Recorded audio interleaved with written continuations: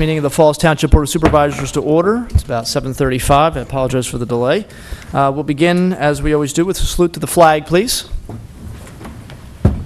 This is the Falls Township Governmental Access Channel 22 on Comcast and 40 on Verizon Fios. You're about to view the Falls Township Board of Supervisor meeting for September 21st, 2010. This program was pre-recorded earlier for playback at this time.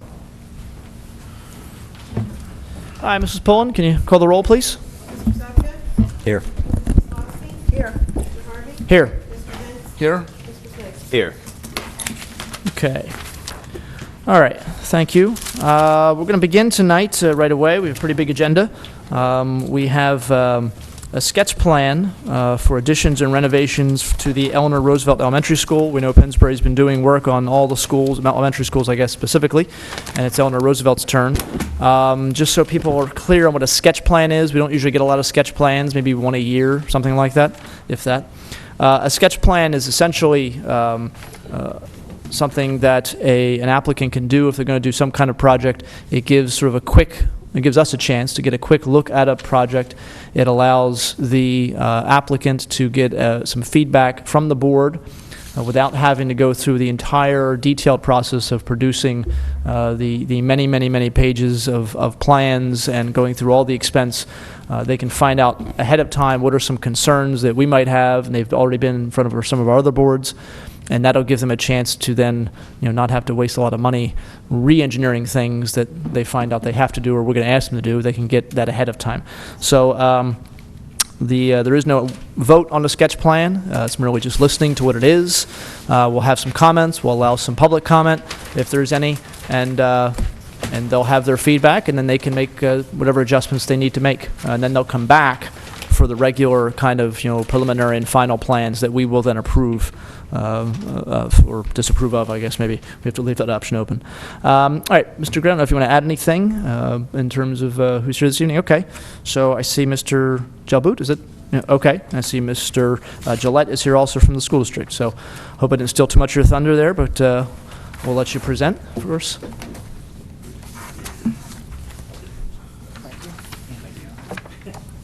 Thank you. Thank you.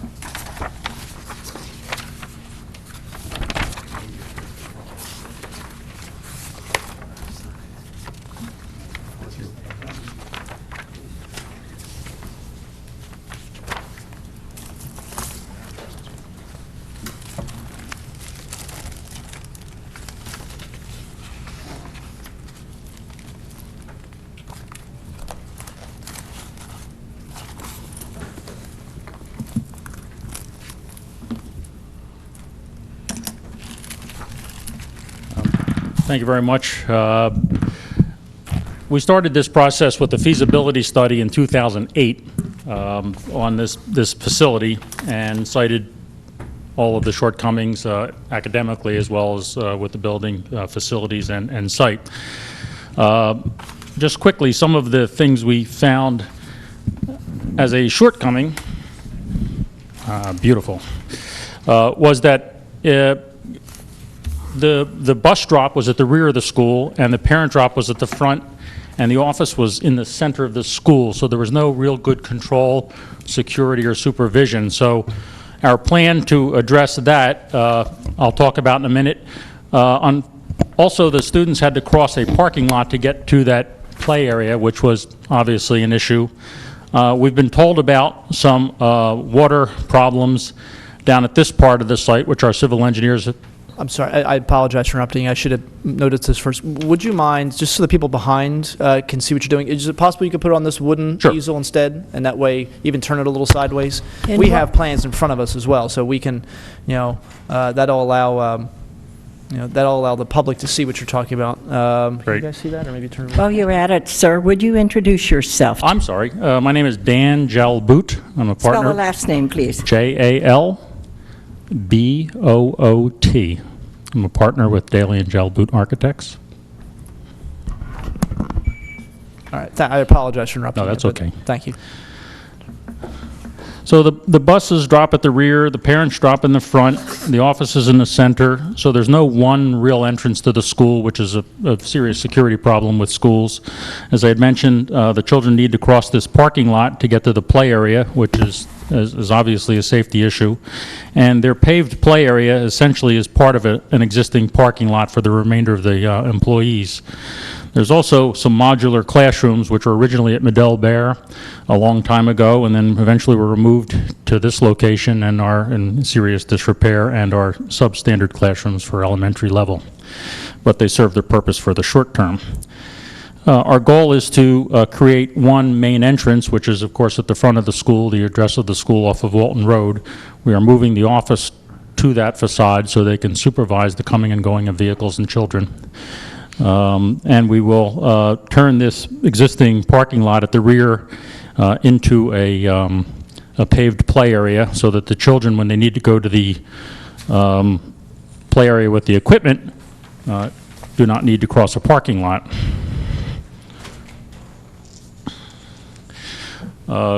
Good school design obviously would separate students from vehicles.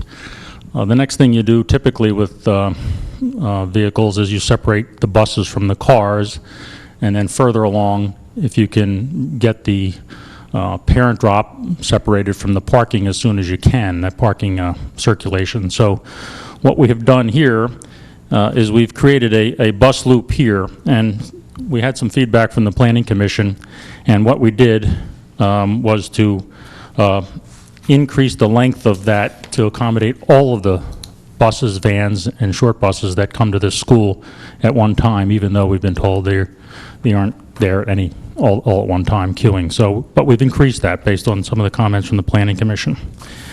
We have created a queuing line in here to take most of, but we will never take all of the cars off of Walton because parents will continue to be parents, and they will want to pull up as close to that front door as they possibly can, no matter what we do. So, but we have created enough linear footage here that it is most of the frontage of the school property as best we can. We try to get them off the road. Then when the parents can come in and pull off this quickly, and then the parking vehicles continue on and are out of the traffic pattern for the parent drop-off. What we need to do, too, is to separate these so that the walkers, and there's a lot of walkers in the community, which is really a wonderful thing, can cross the street and enter into the school without having to cross any lanes of traffic. So that's why these have been separated. The original design of the school calls for this road to continue through, and it shows in the original drawings it ties into Walton. But it never was completed. Most of it was completed. It just wasn't tied in for some reason, but it was in the original drawings. We thought the loop road would help, and we will talk to traffic planning and design. We work with them quite often. Because currently, all of the parking cars and all of the buses come in off of Midway. And they have to exit back out at Midway, which is a little tighter residential area.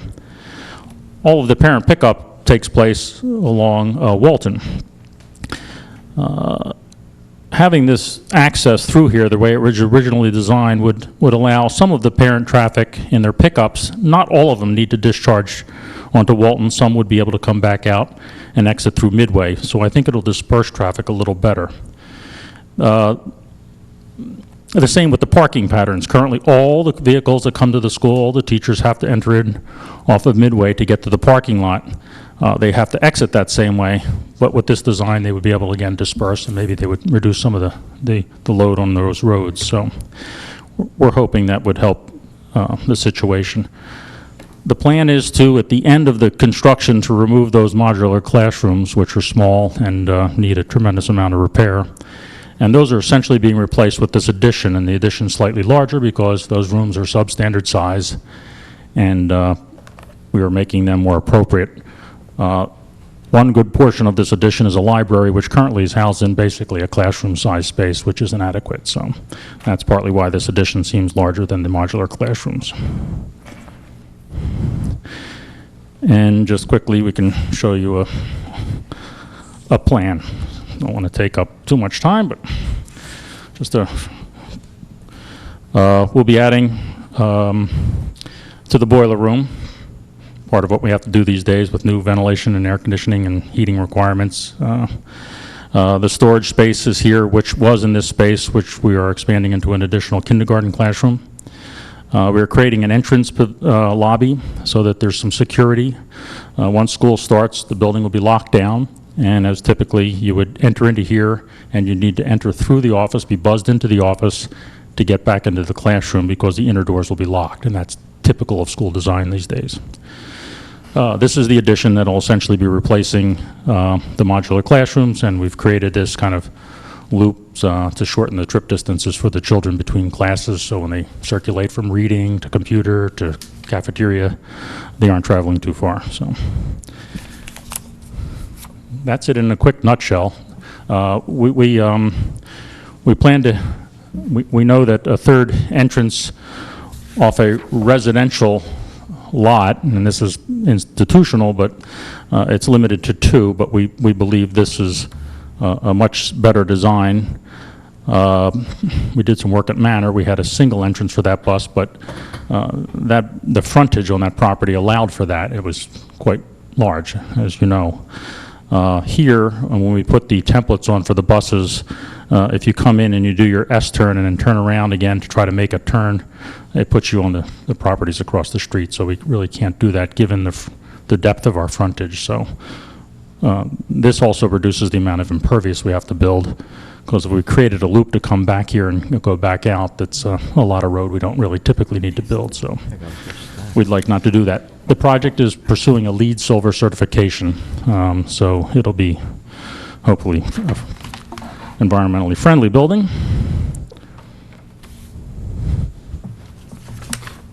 Okay, I think I covered most everything. Okay, all right.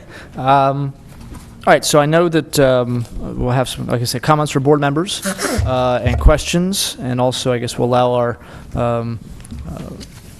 engineer, if he has any comments or questions, to make those. He has already given us, I'm assuming you've gotten his review letter from... Yeah, Okay. we did, yeah. We did get also a traffic planning and design letter. I don't know if did you get that? That was... I just read it this evening. I just got Okay. it tonight. And also the fire marshal's letter. Did you get that one? I haven't seen that one yet. I can give you this one here if you want this one. Again, just general comments, most of which I think you've probably, probably can figure out what he's going to say, but you can have that. Sure. All right, so comments or questions from board members, then we'll open up to the public. Mr. Zupka? Well, as it said, it's a sketch plan. I'll say it's a good start. It seems like it's going to be quite a few hurdles, but it's a good start. Okay, Mrs. Kozlowski? What's the estimated cost? Well, we have to go through a Plan-Con process, and in those estimates on the Plan-Con D form, which we've just recently had our Public Act 34 hearing for, it had the total project costs, including all those incidentals and soft costs, at $22 million. $22 million. Correct. Okay. Would you state, so that people who will watch this tape at home will understand exactly what they're getting for that $22 million? What does this consist of that will be new and justifiable? Sure. The district has been doing in all of their schools is bringing the existing building up to current design standards for the Department of Education as well as the code.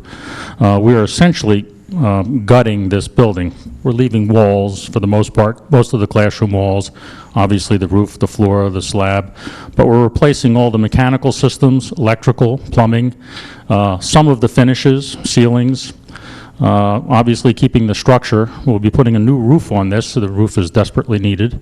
It'll be a high-efficiency white reflective roof to reduce the heat sink of this site.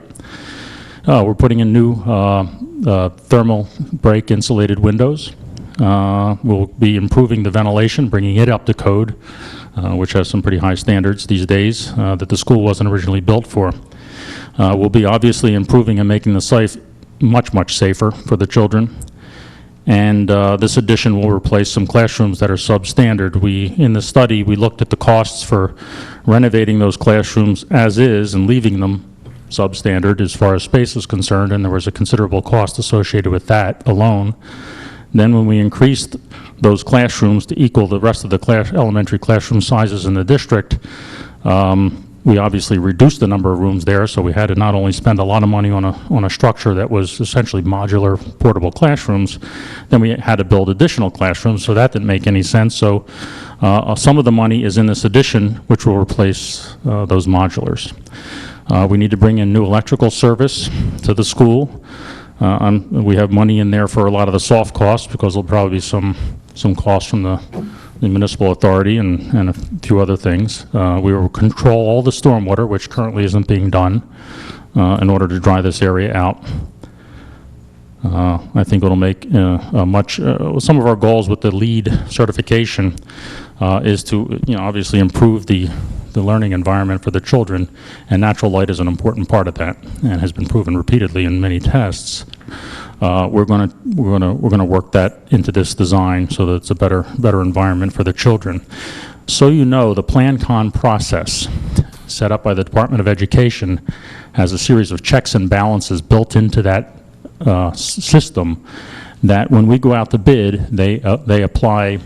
It's a rated pupil capacity and pop enrollments, and they have a standard dollars per student that they compare your bids to, so that if you're over by more than 8% of this number that they create, you're forced into a referendum. So there should be a certain peace of mind to the public that the Department of Ed is looking over our shoulder and making sure those costs are in line with what they should be. And as a matter of fact, in this area, in Philadelphia and Pittsburgh, it's a much more difficult process, because we are building in an area where costs are simply higher. And if you look at the prevailing wage rates, you can see that. The numbers they use, and I've been on many task forces with the Department of Education, the Secretary of Education, and the Governor's task force, and we said they need to regionalize those numbers, but they haven't. So we are building against numbers that are being developed in the central Pennsylvania, where the construction costs are even less. So we have a tough hurdle here economically. So they have a good checks and balances system in place to make sure that we aren't spending too much money. How old is the school? 47 years? Okay, I was going to say 50. 47 years, yes. 47. Correct. And what has been set aside or estimated for contingencies? I'd have to look at the Plan-Con form, but that's listed in there, and that was in our Act 34 public hearing.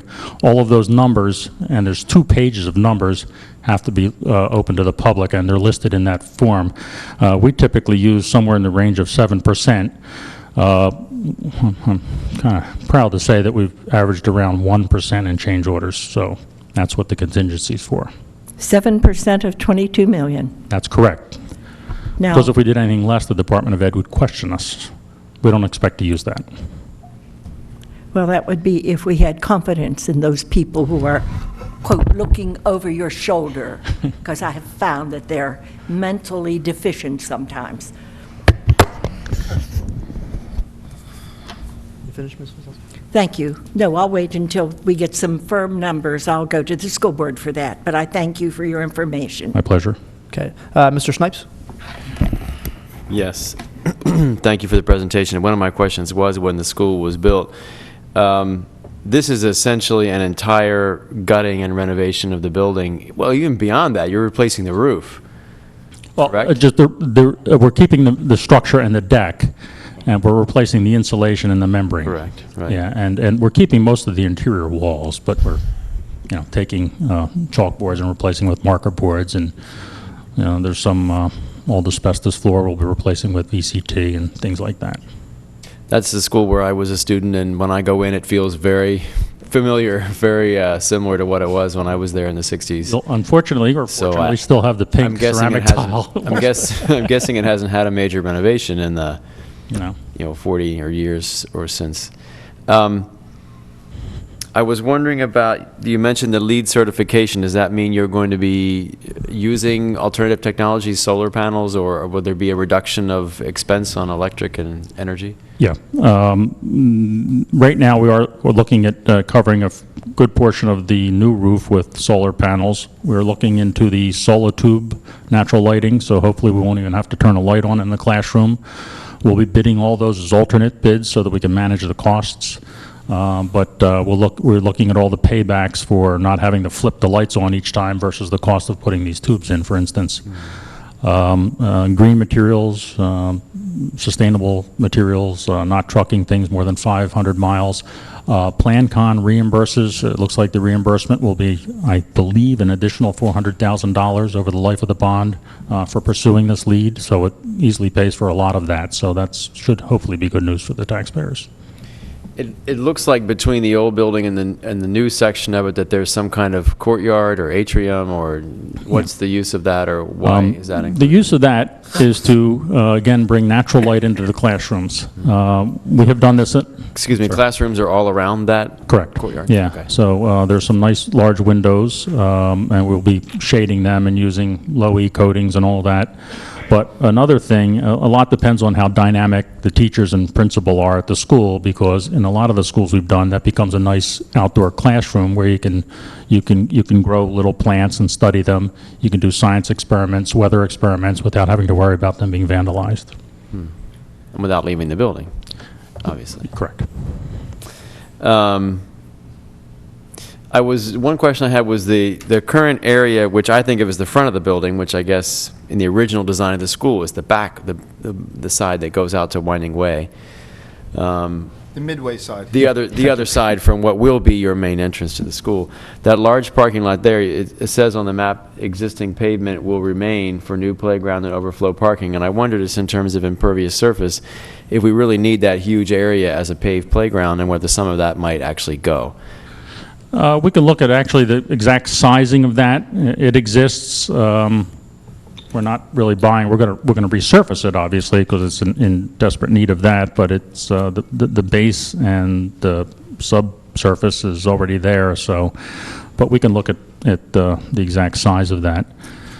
I don't know the calculation in terms of impervious surface. Obviously, we're adding to it with roads and I guess some additional parking lot. It's a little hard to see. The side parking lot looks like it's not really expanding, but there are obviously some additional roads. So there is additional impervious surface, and I just thought Yeah. maybe offsetting that would be actually getting rid of some of that paved area, which may not be necessary. Yeah, no, that's a good point. We should probably program that a little more specifically with the principal and look at trying to pare that down. You're right. Okay, that's all I had. All right. Mr. Dents? Yes. There's a lot of concern. I read the minutes from the Planning Commission with this whole driveway layout. And in the morning, you said cars will be or won't be entering from the Midway side, And AM, for drop-off. oh no, they could.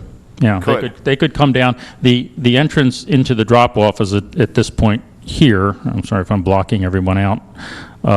So I would think that anyone could feed in from either direction. So to there that will be drop. access from both ends. That was the plan, yeah, and that was the original design of the school, was to do that, yeah.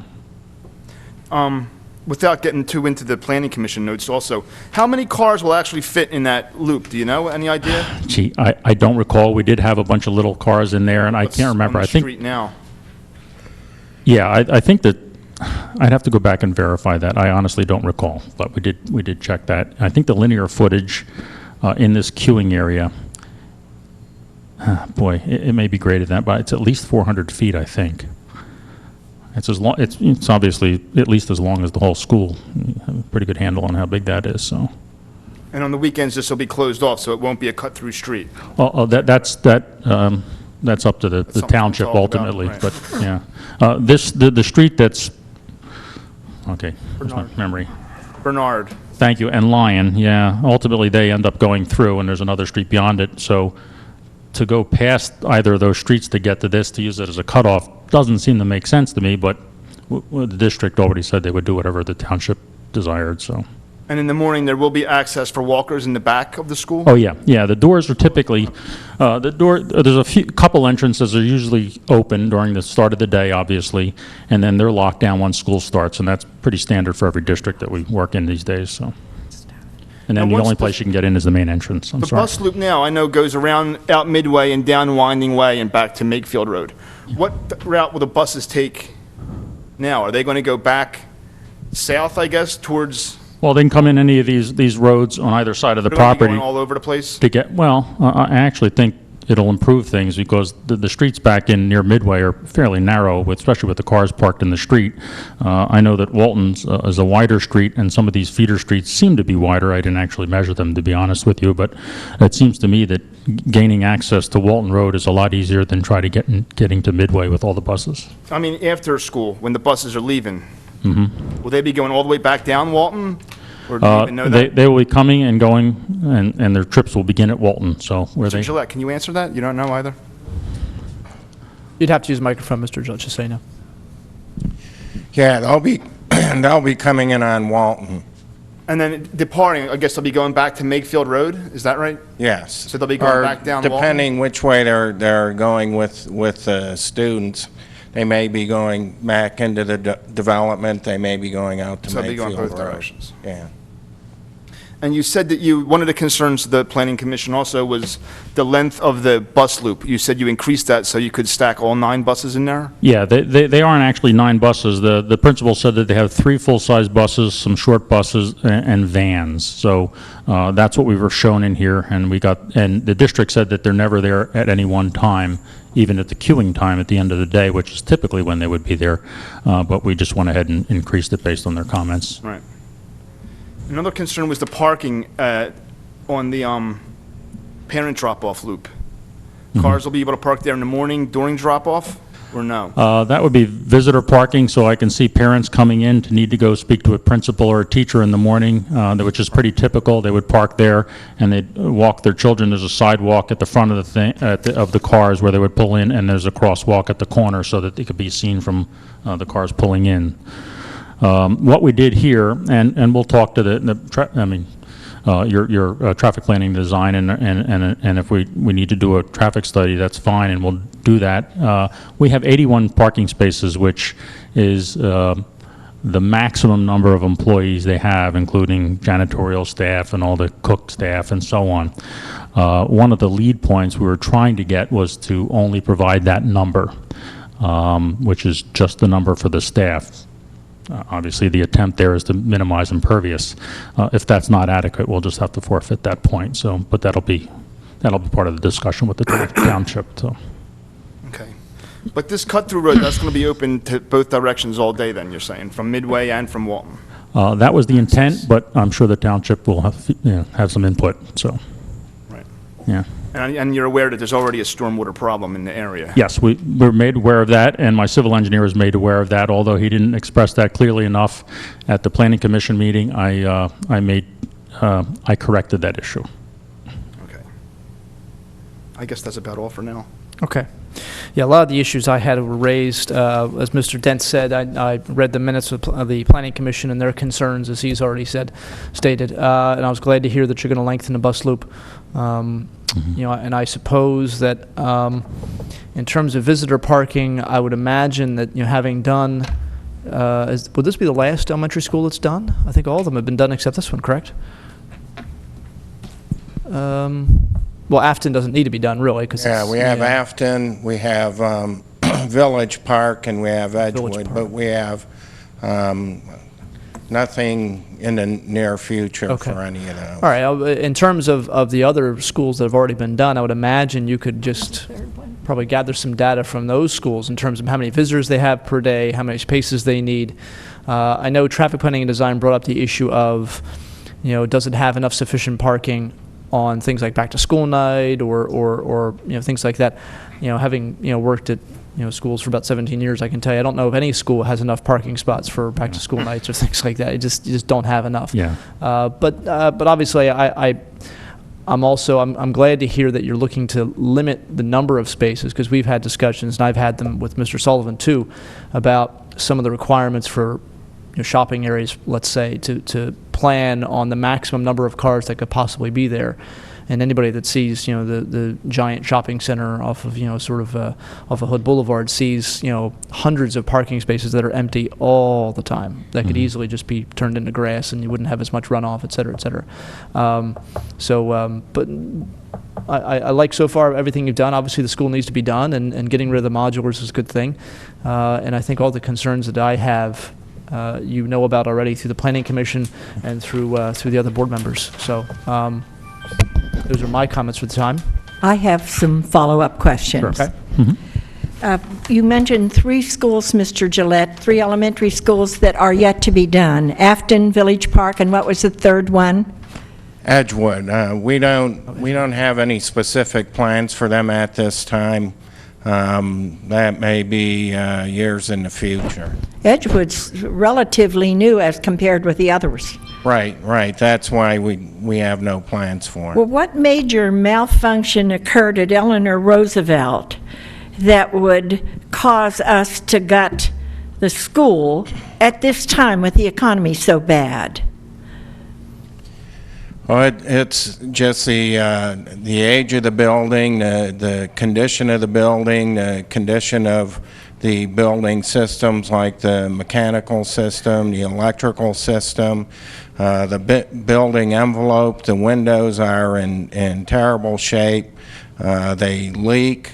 The building skin is very inexpensive construction. There's little insulation in it, and we've been having problems with leakage through the exterior wall.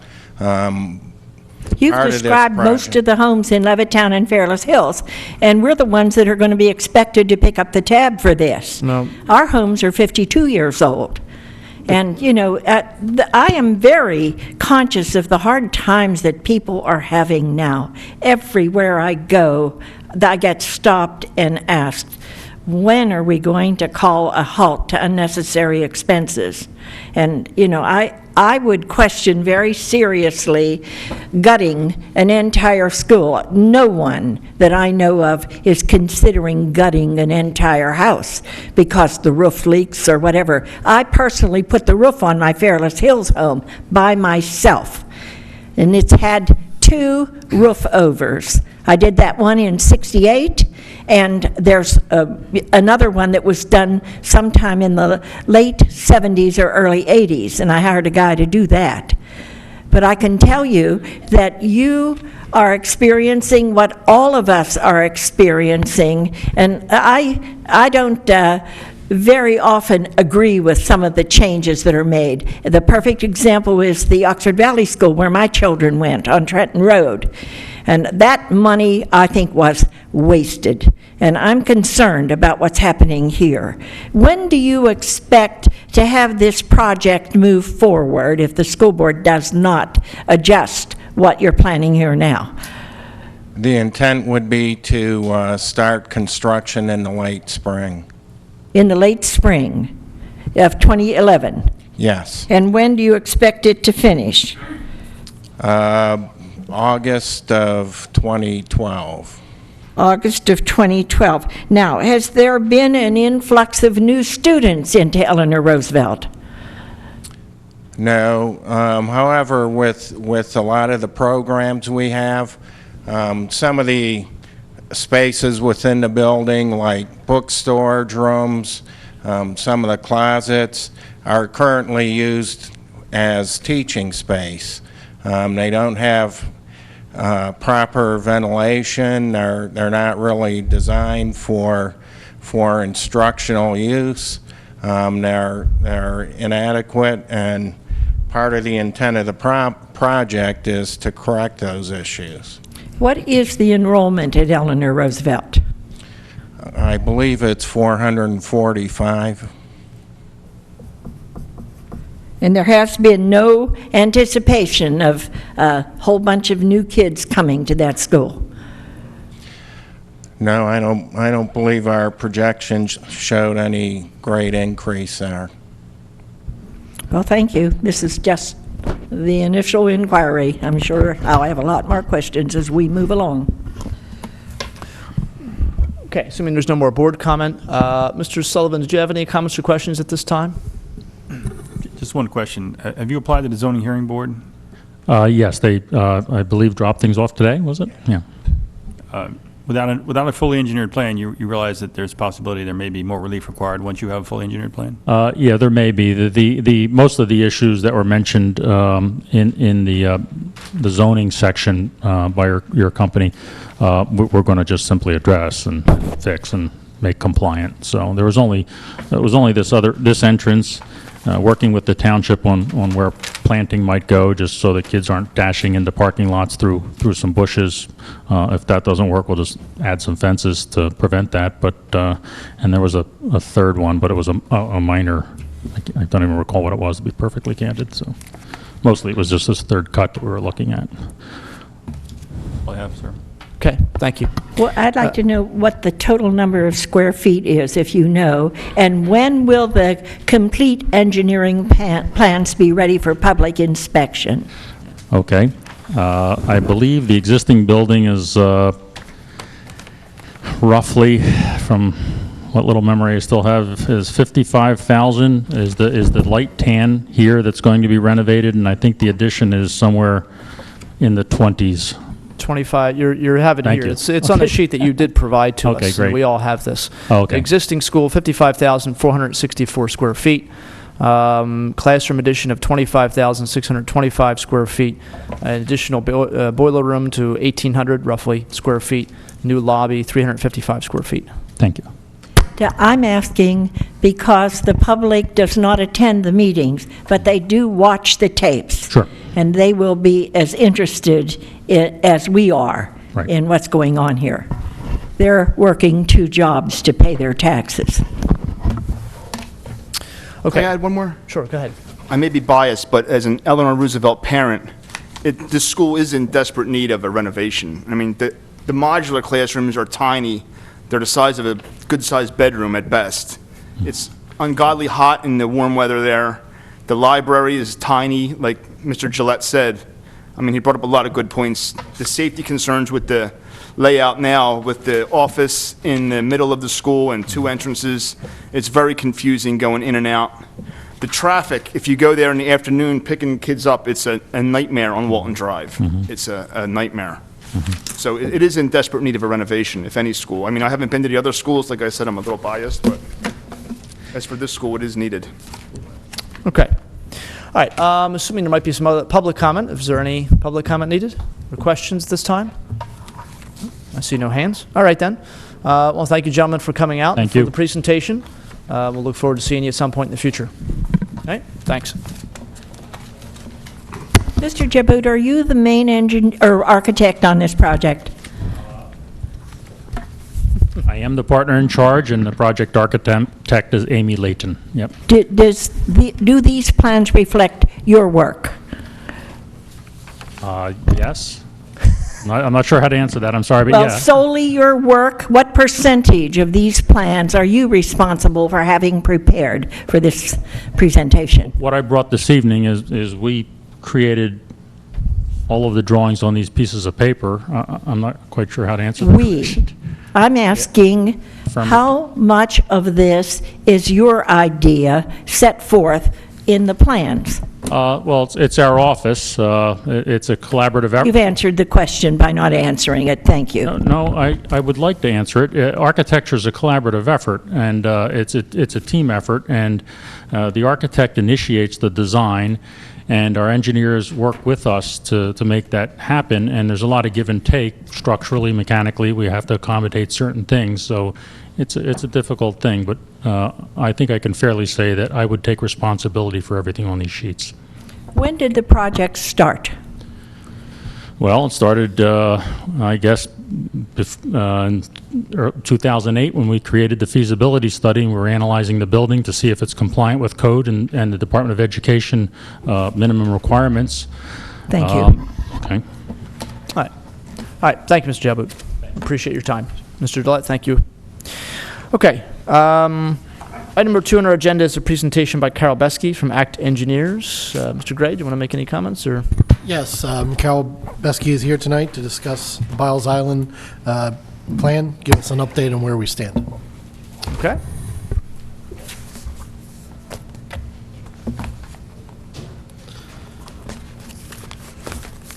Good evening. I am Carol Besky, President of ACT Engineers, and thank you for allowing me to be here tonight to bring you up to date on where we are. I am hoping that each of the Board of Supervisors has received this booklet that is a kind of an ongoing work in progress that is going to keep everybody posted on where we are with the project.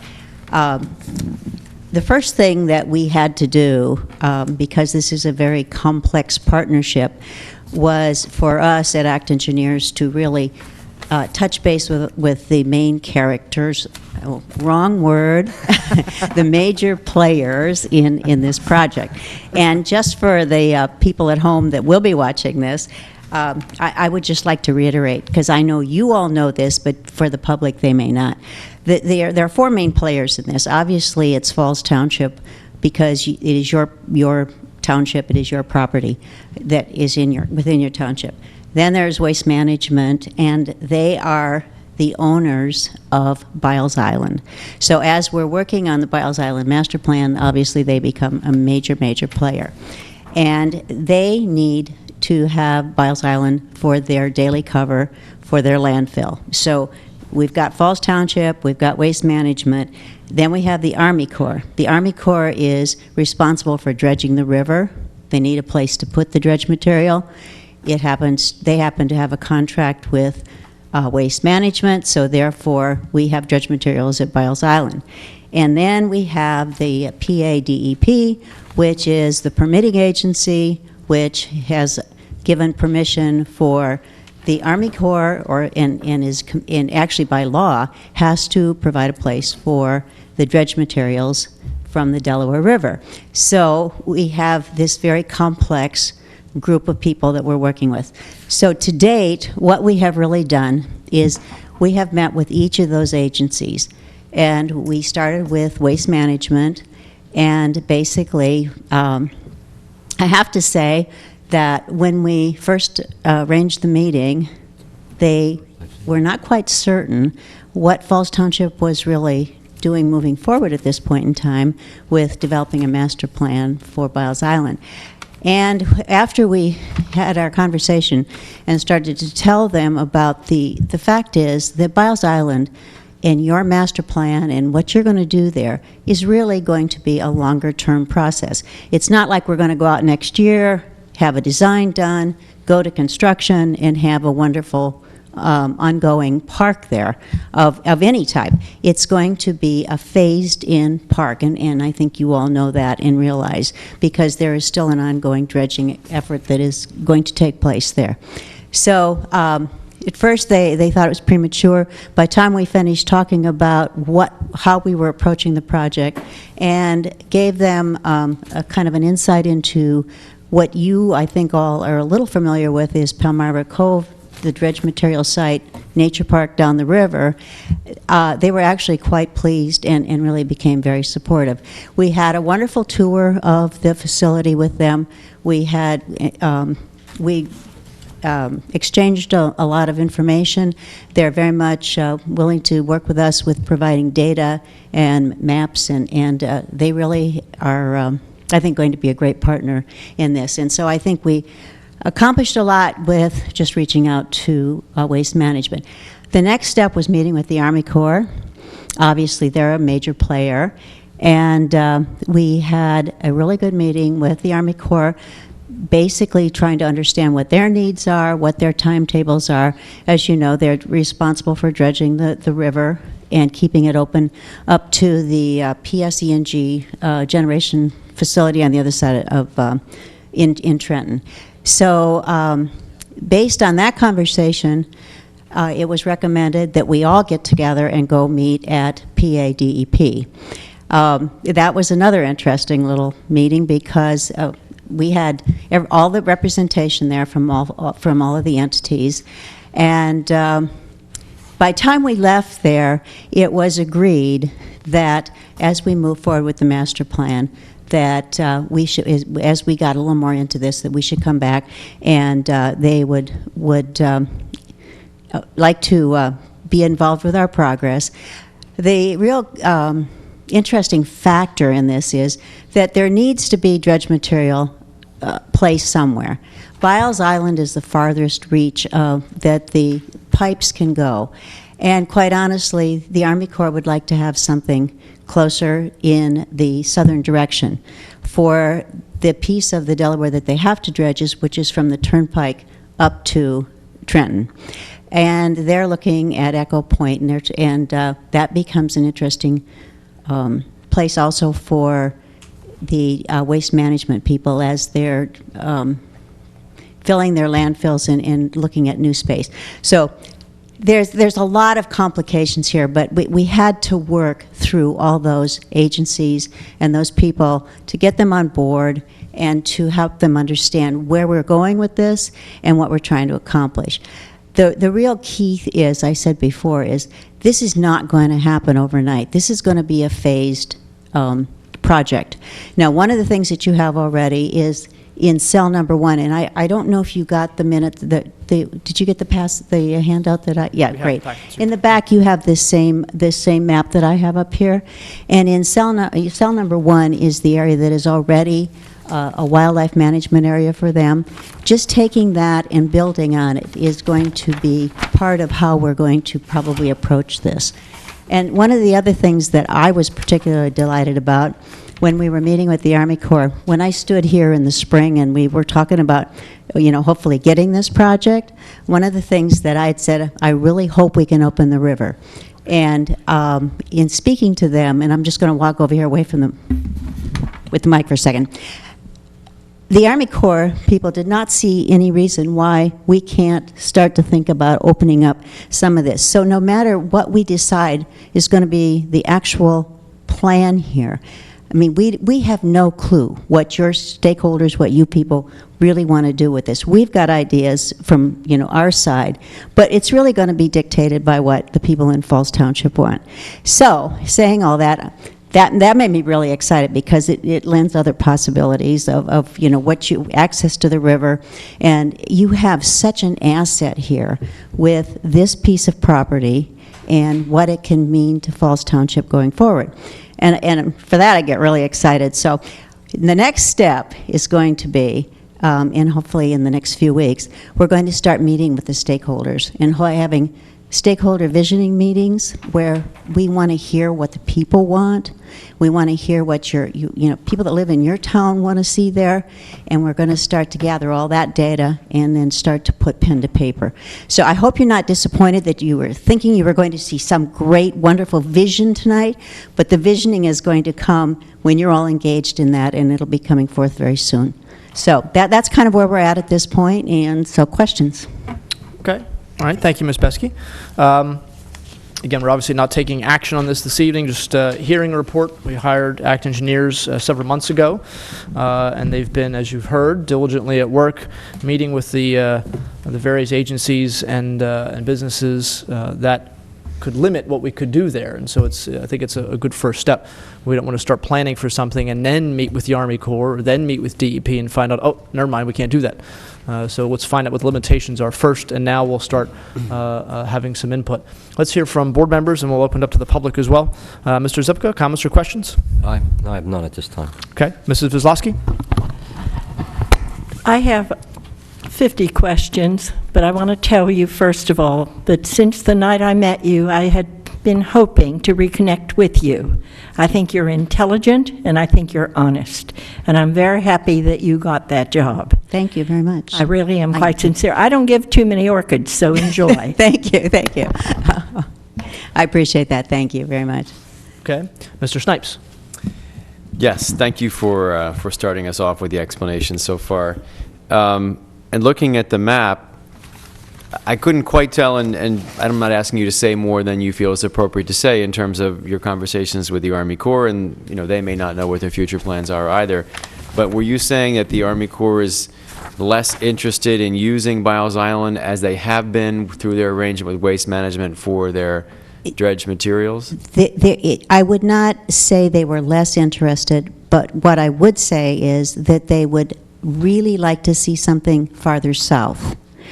But they absolutely need this in terms of the capacity for dredging until they get something in a different location. And the problem is, actually getting that. They're working on a permit.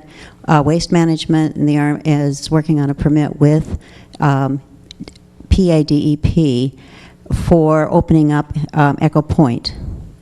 And it is my understanding that that also then is an option for Falls Township, and you all know that too. Right. So if they could get, something farther south, this is so much at the end of the reach of their ability to pump that it really becomes problematic.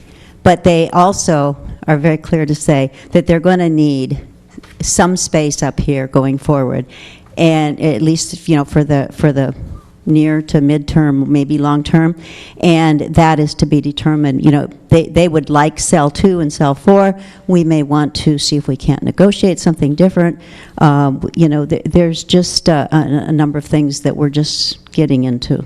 But long term, they're going to want to be here.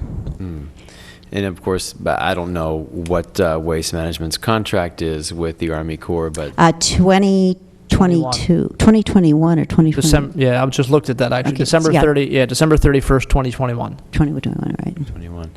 So if Biles Island or parts of Biles Island were to come to the township before then, we would have to inherit a contract somehow, I'm assuming. Correct.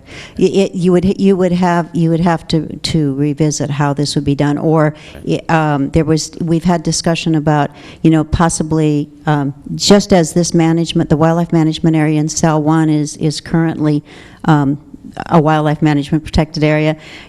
As we develop the master plan and as they phase out other areas, that's how we can approach this. Meaning we the town can start to do more things there.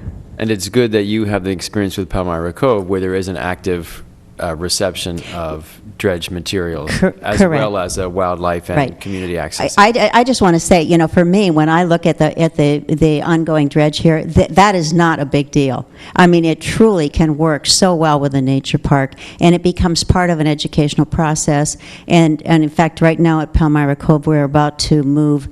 The Army Corps, they're selling 550,000 cubic yards of dredge material from the center of their environmental site. And it's just fine. I mean, so I would not ever stop looking at this as a wonderful opportunity just because it's going to keep on being a dredge material place. Just one other question, because I'm sure other board members have them. I think I read in here somewhere the possibility of reopening Biles Creek, which was at some point, I guess, just Those are all things that we're exploring. I mean, I wish I could say we have conclusions at this point, Right. but until we actually sit and start to really develop the master plan and then go and obviously engage with PA, DEP, et cetera. But yes, those are the kinds of things we're looking at, which I think can be terrific. How will you determine who comes to the stakeholder meetings? I'm sure the public is going to be interested in that, and what role do you need? We have been working on a list with the township. We're going to, start maybe a little bit smaller with some of your board chairs, et cetera, but then expand that, and it's going to be totally who, I think you're going to want to be all-inclusive, but we may have some smaller visiting sessions, and ultimately we're going to want it open up to a big public, so that the general public is invited to some of those sessions so that we can get their input. That would be my choice. I know we have a lot of But interest obviously, we're from- going to do it like you all want it. I know we have a lot of interest from boaters in the community, so we need to find some way to publicize it pretty heavily when we get to that point, so that people who are interested, as you've mentioned, potentially opening these to the river, we want to have the boating public involved in that. Correct. Right. And when we get to that point, I mean, it's going to be fully advertised, because we'll work with you with your, however you choose to advertise it, but between your internet and your, local papers and however you think. But that's really, I mean, it really should be a real open, inclusive stakeholder meeting. And those stakeholder meetings are going to happen over the next 6 months or year? Or Oh, actually, I'm hoping in 6 months we're done with those. I'm really hoping that we will start these like within the next 3 weeks, and then we'll see. We'll be able to gauge how it goes on, and the interest, and we definitely would like to move it, so that hopefully, by March of next year, we could maybe say we've got that piece of it done. Okay, thank you. That's You're all, welcome. Mr. Chairman. All right. Mr. Dents? Just thank you for the presentation and the update, but no, I have no questions. Thank you, Jeff. Yeah, I want to thank you as well, obviously, for the work you're doing and for the presentation. I think we've had some discussions, you and I, in terms of the dredge materials actually, as you said, being a positive thing, because as you're looking at this island now, and as you see, if I guess you can still call it an island, as you can see Waste Management pulling, sediment out and other material to use for cover, they're creating these lakes, these different cells that are lakes. The dredge material could actually be used to fill some of that in if we wanted more. Is that correct? That is correct. And the great thing is that the materials are constantly tested when they're taken out of the river, and they're all very clean, very good materials. And that was actually part of a discussion with the PADEP was, if you decide, if the master plan says, okay, we're going to fill in this or whatever, it's good material, and that can happen. Okay. All right. So there's all kinds of possibilities. Yeah, thank you. I have a question. yes. I'm sorry, That's Mr. all right. Harvey, No, are I'm you done. finished? No, I was just going to open up again. I'm wondering what sort of attendance you're anticipating at the stakeholder meetings, and have you a prepared list for those individuals or companies or whatever who will be invited? And We would the don't- representation be limited, like one representative from a company or whatever? What I would suggest is that when we look at your boards and your close stakeholders, that they would choose a person to represent, be the representative at a stakeholder meeting. But when we actually have the big, what I'm going to call is a big public open house kind of situation, then anybody can come. I mean, I've had stakeholder meetings where 15 people show up, and I've had stakeholder meetings where 250 people show up. So it really is going to depend on the interest that is out here and who wants to attend. But there's really a couple of different kinds. I really can't do a visioning session with 500 people, but I can do it with smaller groups that represent larger entities. Yeah. Well, I asked, our board is split philosophically, and a good example is the state conventions. And I don't go to conventions to go to party. I go to learn if I go. But Mr. Zupka and I have not had the opportunity of being considered as an attendee. And we find that in so many of the things. And if you designate one representative to come to your stakeholder meetings, that would automatically exclude he and I. No. Actually, in my conversations with the mayor, the board is going to be inclusive. Thank you. I'm a mayor now. We don't have a mayor. That was my Might do well if we had one. Equivalent, I know. I always have to explain to people what a chairman of the Board of Supervisors actually is. Oh, I'm sorry. No, it's okay. See, I apologize. I used to be a mayor, and it's like, up there. That's okay, fine. so thank you, unless there's... Emperor is the proper word. No, not yet. Not yet. Looking at, there is a list actually all the board members have, which you've included, looking at the people that would be involved and representatives of the various boards that we think are relevant. For example, Planning Commission, Environmental Advisory Council, Park and Rec Board, Community and Economic Development Commission, Shade Tree Commission, as well as someone from T&M, Waste Management. Obviously, the supervisors will have representatives, the Bucks County Conservation District, the Pennsylvania Department of Conservation and Natural Resources, Pennsylvania Riverkeeper, and so those are the kinds of people we're looking at. Again, as you're saying, we don't want, it's tough to have representatives from 500 different places because you don't get anything done. But certainly we want the different boards, the people on our boards who have volunteered, who have a good, who've shown that they have a lot of interest in what goes on in the township and have some expertise. And I think we have volunteers from all those boards at this point, do we not, Mr. Gray? So I think we're in good shape, as you said, to begin maybe the next couple of weeks. And the thing that's important with the stakeholders, it is not a stagnant, it does not have to be stagnant. Right. We certainly can add people, we can work with it, and Sure. we'll do it any way that you want. Sure. I didn't know if anybody in the public had any comments or questions. Don't see any hands. All right, Mrs. Besky, you're off the hook. You were bored? All right, but thank you very much. Appreciate it. Thank you. Okay, item 3 is to consider purchase of a video arraignment system for the police department. Mr. Gray? Yes, the police department has secured 3 quotes for the purchase of a video arraignment system. The lowest quote is from Kaiser Consulting Group. Here tonight to discuss this item further is Sergeant Sven Boschman. Good evening. Evening, Sergeant. Thank you for coming out. You. How are you today? Can you hear me okay, or? A little closer, maybe. Yeah. Sorry. Good evening again.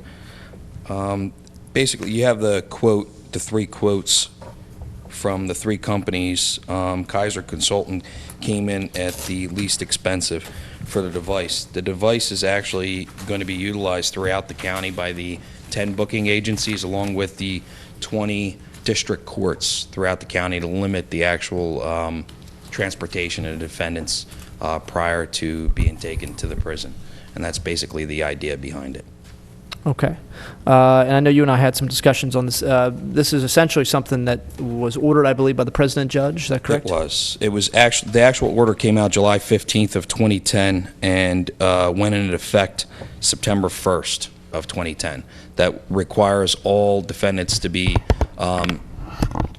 processed booking tentatively, which is through the CPIN device, which is the Commonwealth of Pennsylvania's photo imaging network.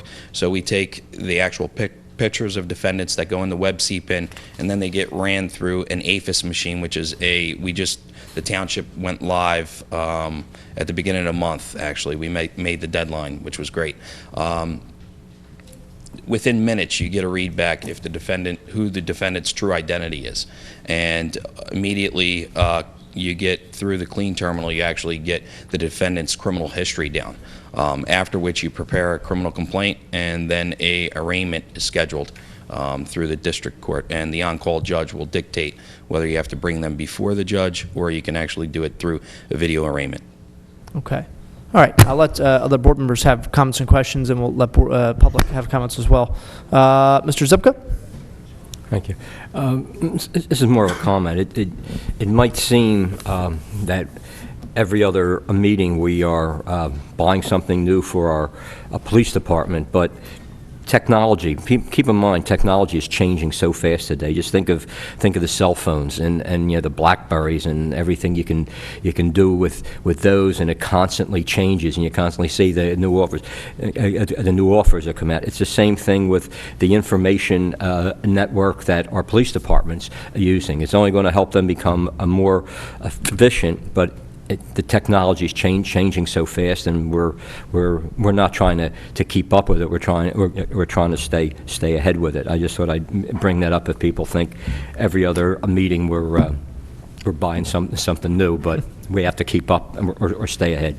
Yes, sir. With that said, we're one of the only counties that are kindly following. Philadelphia County's been doing it. Montgomery County's been doing it. We're finally following suit, and we're a little bit behind the times within the county, and finally are making headway with technology at this point. I believe Philadelphia's been doing it for almost 20 years now. The video arraignments, you mean? Yes, sir. Okay. Yeah, a type of a closed-circuit television. Right. With arraignments with district justices at certain predetermined locations. Okay. All right, Mr. Zipka, any other comments? No, that's it. All right, Mrs. Kozlowski?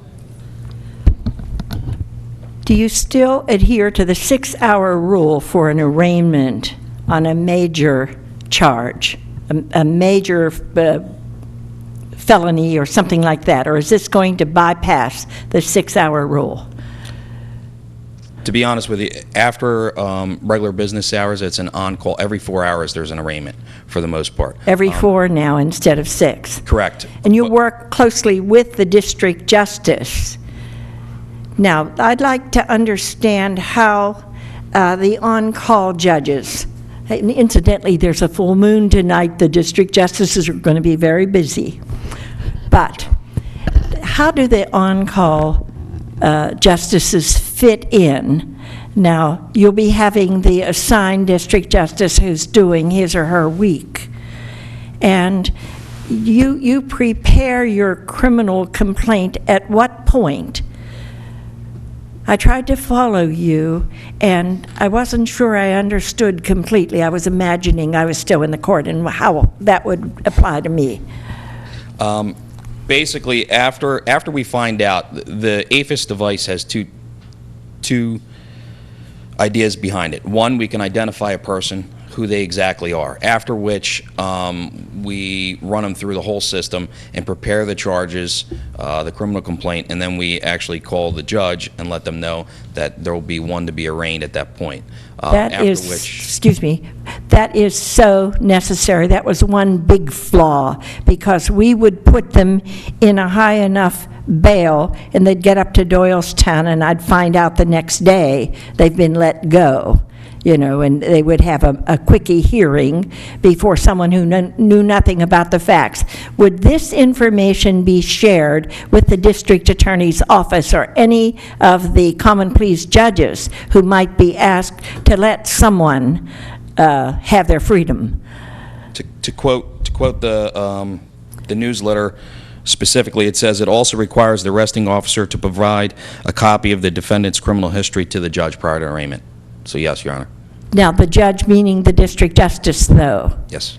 Yeah, and it doesn't that get sent to Doylestown? That's where I used to get bent out of shape. You know, I would have somebody, police officer would fill me in on what he knew, and I would set an appropriate bail, and then someone who knew nothing about any of the facts that the officer conveyed to the district justice, and they would let them go, and we could never get them back. They'd skip to another state. Would this prevent that? The idea behind it, yes.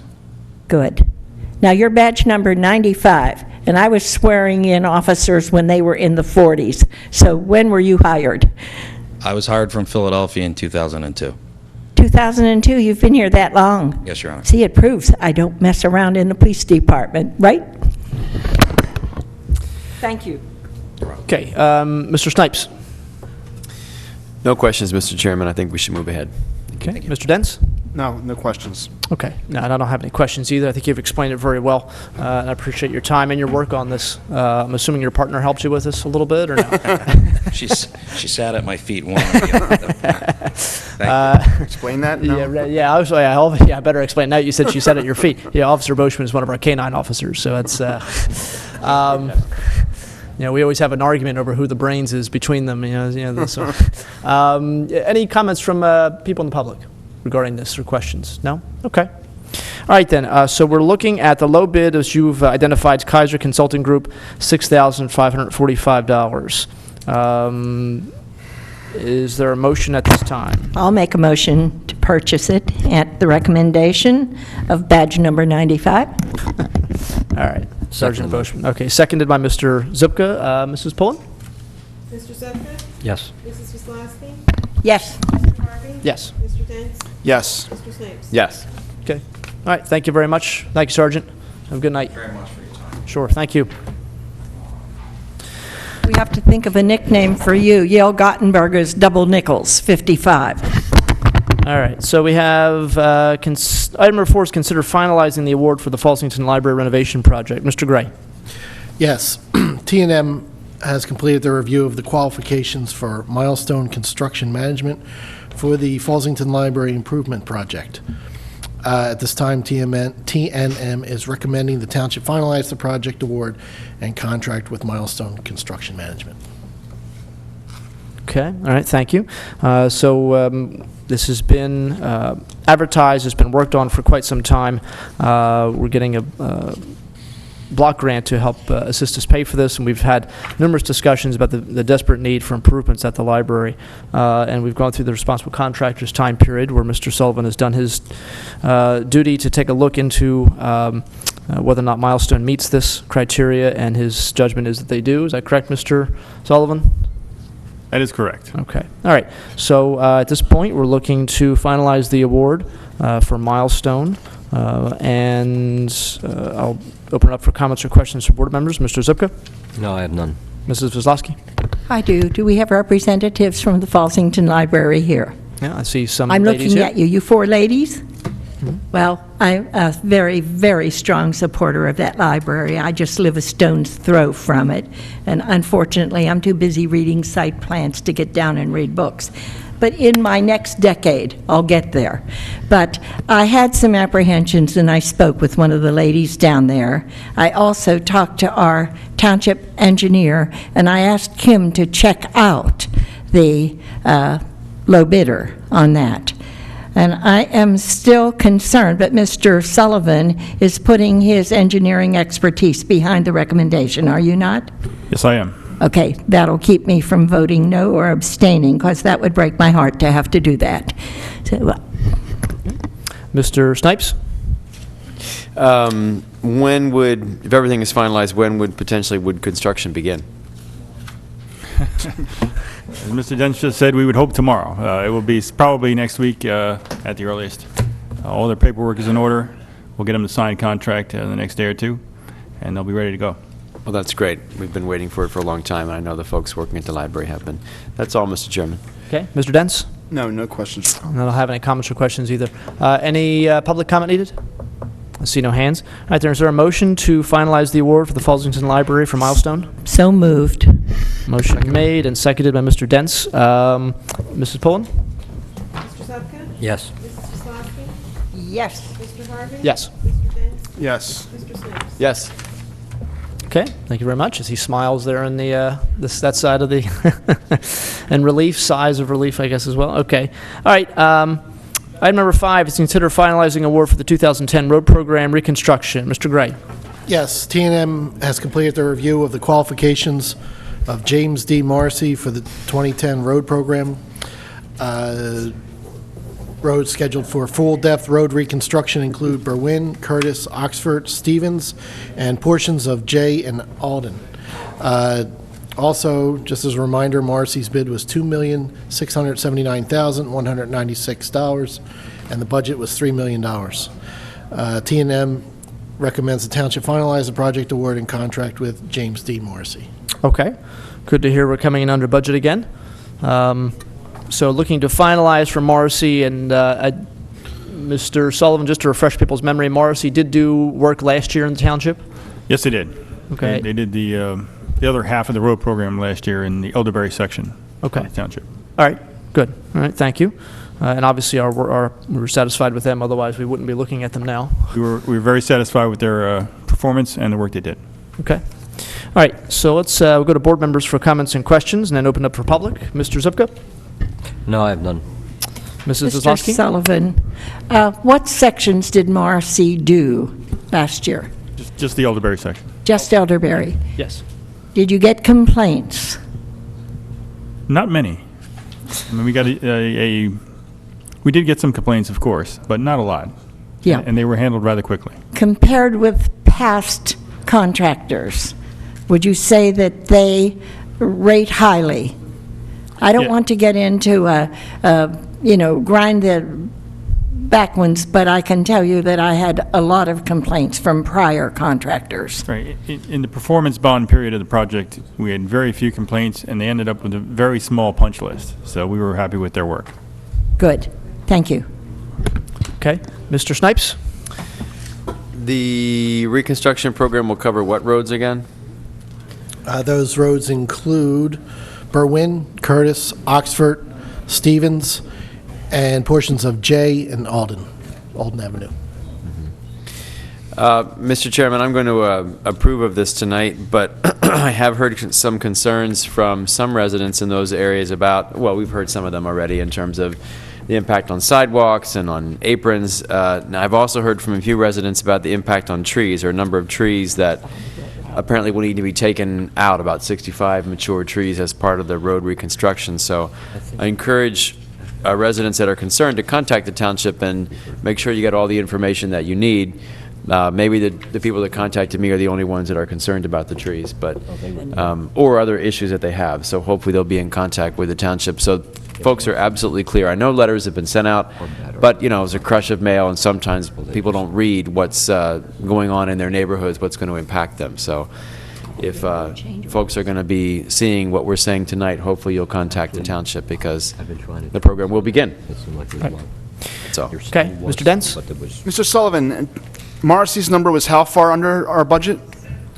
The budget was $3 million, so they were about $300,000. $321,000. That's all I had. Thank you. Okay. And Mr. Snipes brought up the issue of trees, and this is sort of a unique problem we haven't really had in other parts of the township when we did the road program. And he already mentioned that roughly 65 trees are going to have to come down. These are mature trees. Just give an idea of what the problem is, Mr. Sullivan, with these trees? Yeah, that's correct. There's 65 very mature trees that were planted many years ago in between the curb and the sidewalk. Over time, these trees, of course, have grown to be very large, lifting up the sidewalk, breaking up the curb, and growing over the curb and actually into the street in some cases. It's also very likely a situation that developed with the sanitary sewer system. The tree roots may be affecting that. We've received a number of complaints about the sanitary sewer system in that area. And so there have been, some of the neighbors have mentioned that their trees have already fallen down. So we hired an arborist to take a look at this, and it was his recommendation that all the trees be removed to avoid any of this kind of problem in the future. Okay. And then I think part of the contract includes us offering to replace the trees as long as they're not planted in the same area. Right. It's not part of the road program contract, but it's a procedure we're going to follow in the spring. Offer each resident who loses a tree to have one planted on the house side of the sidewalk, away from the curb and the sidewalk. And there'll be a list of trees, and they can pick whichever kind they like. Have a list of about 8 trees or so that they can pick from. All right. And obviously, if they don't want a tree, they don't have to have one. That is correct. Okay. All right. Thank you. All right. Is there any public comment or questions needed at this time? I see no hands. Okay. Then, is there a motion to finalize the award for the 2010 road project to J.D. Morrissey? I'll make the motion to award the 2010 road project to James D. Morrissey. I'll second it. Okay. Motion made and seconded. Mrs. Pullen? Mr. Zupka? Yes. Mrs. Wesłowski? Yes. Mr. Harvey? Yes. Mr. Dents? Yes. Mr. Snipes? Yes. Okay, next item on the agenda is consider adopting a resolution authorizing application to the 2011 Bucks County CDBG program, which is a community development block grant program.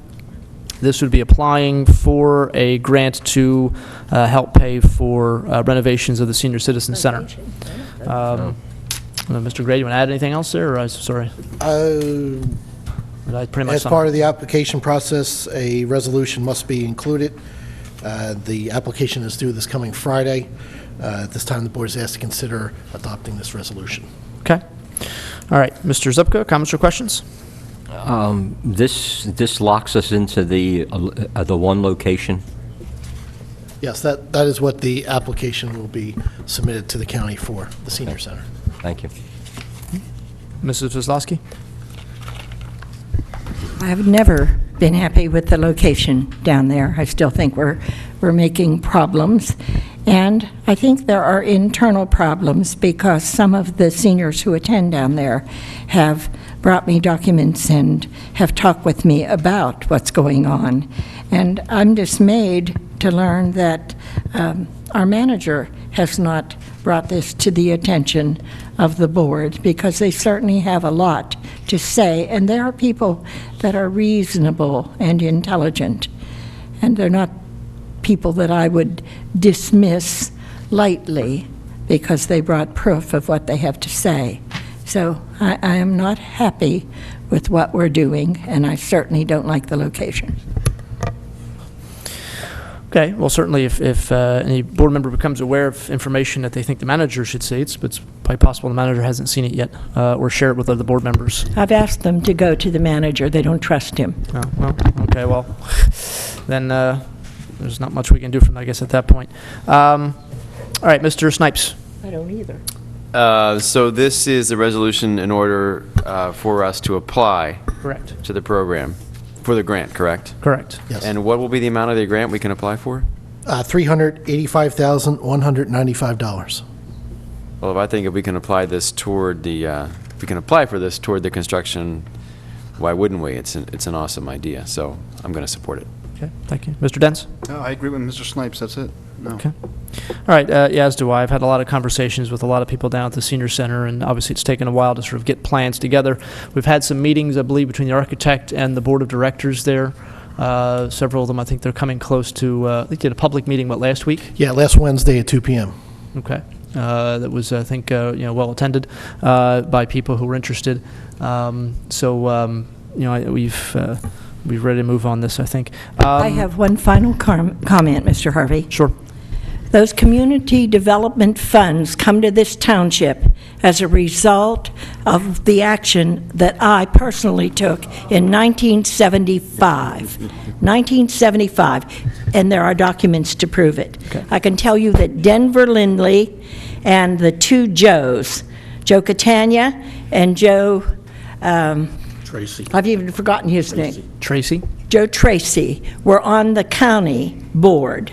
Thank you. I had a senior moment. I get those whenever I hear chatter from the back of the room from people who don't know what they're talking All right, about. Mrs. Vlasky. But continue. anyhow, I want the record to reflect that the community development funds for that project are coming as a result of a suggestion that I made when all of the municipalities in the lower end of the county got together. And it was like Cinderella's dance, because that almost did not fly. And I stood up at the meeting and said, I didn't trust the two Joes, but I did trust Mr. Lindley. And I said, we are going to lose this if we don't come to some agreement tonight. And some of the people were leaving already. They didn't want to stay. And finally, I said, I have a suggestion that would cause me to pledge Falls Township's 35,000 population. And what I would like to see, and the only way I will pledge so that we can qualify, is if we get a quid pro quo, our population would get us the amount of dollars and the proper ratio. Tullytown, if they pledged, they would get like 2,000 whatever population. We were 35,000. And the representatives from the various municipalities stood up and they said, I will pledge our township if you follow Mrs. Vislowski's suggestion, and enough people got up that we qualified for that federal money. That's going to be spelled out very clearly in my book, but I have not had the opportunity to be able to designate how that money is spent. Most of the money that you're all enjoying here in Falls Township came as a result of my individual effort, and I am sick and tired of seeing myself put aside and not being able to give input when it's my dollars they're spending. And that's what I have to say for the record. Okay. Is there any public comment needed? I see no hands. Okay. Let's move on here and take a look at this resolution number 10-17. 10-17. Okay. All right. So is there a motion then to approve resolution 10-17 applying for the community development block grant money for the senior center? So moved, Mr. Chairman. Seconded. Motion made and seconded. Mrs. Pullen? Mr. Zepka? No. Mrs. Vislowski? My vote is no because it locks us into that location. And I think that is the most unsafe place. There are other alternatives here in this township to build the senior center and to spend the kind of money we're anticipating spending. So record my vote as no, and please record my reason why. Mr. Harvey? Yes. Mr. Dents? Yes. Yes. Okay. Item 7, consider proposal for engineering services for an environmental study for the Senior Citizen Center. Part of the costs, especially aligned with the community development block grant, is to show that there is no environmental hazard in the area where you're planning on building, and that's where this engineering study comes in. I guess maybe I'll go to Mr. Sullivan. What exactly is involved in this, Mr. Sullivan? Agrees with us. I know. There are two primary tasks involved in this environmental assessment. One is to fill out a checklist from the Environmental Protection Agency called Environmental Assessment Checklist. In that checklist are things such as conformance with comprehensive plans, erosion, soil suitability, hazards and nuisances, noise, air quality, any kind of project that has federal funds and involves excavation. You need to do some archaeologic kind of things, make sure there's no Indian arrowheads. There's probably a phase 1 environmental study that has to be done to determine if at any time this property had any kind of environmental hazards on the property. We don't think that's going to be the case. it's an exercise in showing the alternatives for this project as opposed to what we are proposing, and what those alternatives may or may not have different effects on the environment. Can be a very long, complicated process. That's why we have to start right away, so that we can have all the grant and construction ready for April 1st when the grant money becomes available. Okay. All right, thank you. Comments or questions from board members? Mr. Zupka? No, I have none. Mrs. Kozlowski? No comment. Mr. Snipes? So there are two parts of this. One is the NEPA environmental checklist, and the other is environmental assessment worksheet. What is the difference between those two? The I mean, I'm sure it's a lot of bureaucratic paperwork you got to run through. Right. The checklist states the things that you have to consider in your environmental assessment, and the actual worksheet gives you all the information on how to go about figuring out whether or not you have any impacts. And the whole point of this is try to come to a conclusion where you have a finding of no significant impact in all of these particular categories. So some of this, I'm assuming, is research that you're going to be doing, reading materials, documenting the historical use of the property, and is some of it also involve some digging or soil tests, or I think what exactly? We do some soil testing, but the actual excavation, when that commences for the foundations, is when we hope to find nothing other than dirt. Right. Clean, Thank you, clean Mr. dirt, Chairman. right? Clean dirt. Clean dirt. Yes. Okay. All right, Mr. Dents, any comments or questions? We have to do this, it's required by the county to get the grant, right? That is correct. We have no choice. Yes. No, that's all I have. All right. Mr. Sullivan, would some, or, the work that we're going to be doing with this, is some or maybe more than some of this work we'd end up doing anyway, once we start actually excavating and doing, looking into this project, constructing this project? Well, so yeah, certainly the soil testing and soil suitability and those kind of things we'd be doing anyway, yes. Okay. All right. All right. Okay.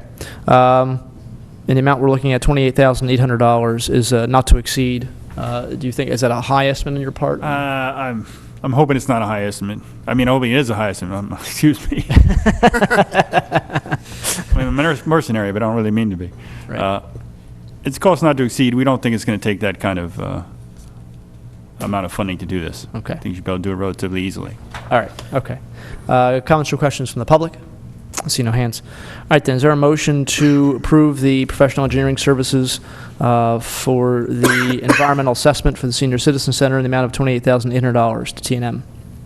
Yes, so moved, Mr. Chairman. Seconded. Motion made and seconded. Mrs. Pullen? Mr. Zupka? No. Mrs. Kozlowski? No. Mr. Harvey? Yes. Mr. Dents? Yes. Mr. Snipes? Yes. Okay, thank you. The next two items are very similar. We'll do them one at a time, but essentially they are establishing a minimum municipal obligation for two of our pension plans. This is a state requirement. Mr. Gray, being the finance person he is, will explain this better than I ever could. Yes, this is, as mentioned, an MMO. This has to provide a funding requirement for the following year for budgetary purposes. This has to be done by September 30th of each year. There's two separate pension plans the township has at this time. One is the police pension plan, and the MMO for that plan is $1,313,893. And the non-uniform, the second one, is $149,054. Okay. All right. Would it be safe to say, Mr. Gray, this is a procedure that's done to make sure that townships are adequately funding and that everything's public and everybody knows they don't under budget, that kind of thing? That's correct. We have to make sure that we fulfill that dollar amount in the following year, which we do between state aid, township money, and contributions. And yes, it's used for budgetary and it's required. Okay. All right. Thank you. All right. Comments or questions from board members? Mr. Zupka? No, this is something that's done every year, and let's just take care of it. Okay. Mrs. Kozlowski? No comment. Mr. Snipes? No, Mr. Chairman. Mr. Dents? No. And I have none. I'm assuming there are no public comments on this. It's a pretty standard, pretty simple thing. And I'm not going to open up for public comment for the next agenda item because it's the same thing. It's another MMO for, so we'll do two different motions and two different votes here. The first would be Resolution 1018, is that correct? Yes, that's correct. And that would be for the police pension plan, $1,313,893.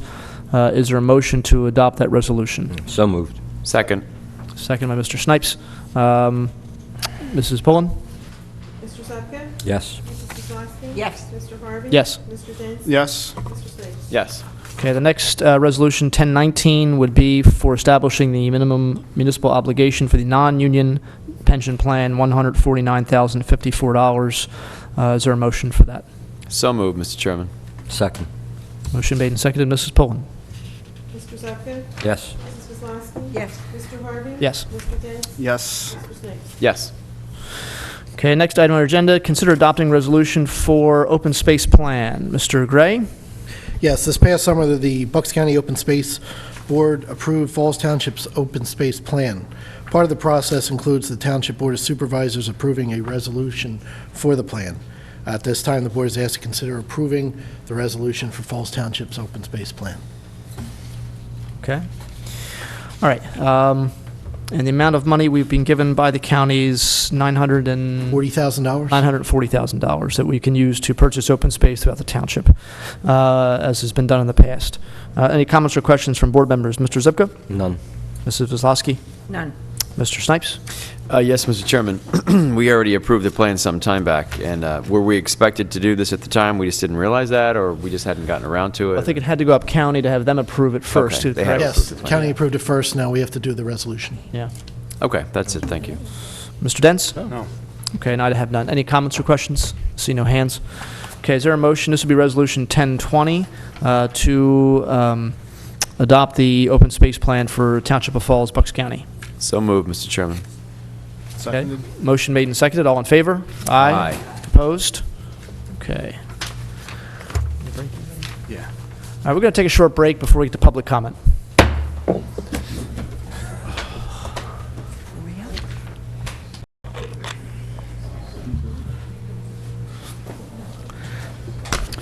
Okay, let's reconvene our meeting. It's about 9:15. We are at our public comment, and we have a few names on our list here on the resident and on the non-resident sign-in sheet as well. We'll begin. First name on the list is Roland Kenny.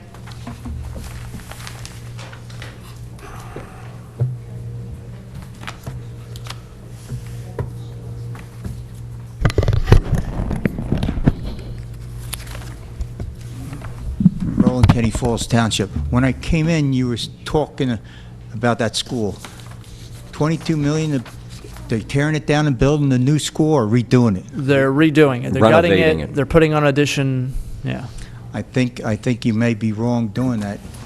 I Well, think it'd be a lot, there's a lot of asbestos probably in that place. That's And the they roof know is that. leaking, so the bricks are probably coming out and everything. You might be better off tearing it down and redoing the whole darn thing. Well, it's a school district project, obviously. So I you're welcome to understand, welcome to go to but the school district. We pay for it. Oh, man, yeah, this is, you go to the school board meeting and you can let them know what your thoughts. And I think you're an honest man, young man. I really do. Does the board have anything to say to me? Any board member? You look like you're walking better. Your back's feeling better. No Well, cane this time. Still broke, Okay. but it's working. Okay. That's good. If not, good night. Have a nice day. Mr. Thank you. Kenny, anything that I would have to say to you would probably not be repeatable. Well, then let's not. But say- I will say that outside this meeting, because this is not the forum for it. Okay. But you will be answered. Okay, thank you. Hugh? Will be welcome. Ed Mathias. I will thank you for bringing in the money, because I know what it is to bring in stuff and not get credit for it. Good night. Must have done something wrong. He's praising me. I got to reevaluate my position. Good evening. I hope I can get this all in 5 minutes. First, I'd like to thank the board and basically Landmark, I think it was, that did the Challenger Field. I don't know how many people went down there and seed it, but they did a fantastic job. I was down there several times, watching them work, and the people who work for the company, they were really pleasant people. They busted their butt. I know they were 6-7 days a week. They didn't stop. And, to top all that, they were really, prideful in their work. If they seen something wrong, they took care of it, and, it shows. At the end, the field is It's a lot better than I thought it would be, so, it's nice to see that. One thing I need to apologize to Ms. Vislowski and thank her for her integrity. She could have thrown me under the bus for this one, but she didn't. The $40,000 grant that Senator McElhenney is proposing, I kind of dropped the ball on that one. I've seen in the past meetings, a couple residents were questioning her and, wanting to know what she was doing about it and all this, but they were in contact with me about it. I had a lot of stuff going on at the time. Then I had an issue with my cell phone. I went through 6 phones because they couldn't get it right, and in that process, lost all my phone numbers. So between all that going on, and basically I had to wait for them to call me back because I didn't have the number who to contact up there. I tried getting a hold of people, but I couldn't remember the lady's name either, so that was kind of a winless battle. But that's pretty much taken care of.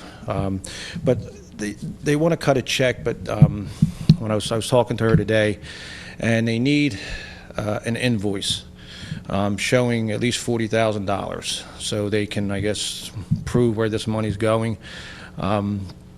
They suggested maybe the supplies for the playing surface, something like that, but like she said, it had to be at least $40,000, but it had to be an invoice. The only issue is she wanted me to get it to her by tomorrow.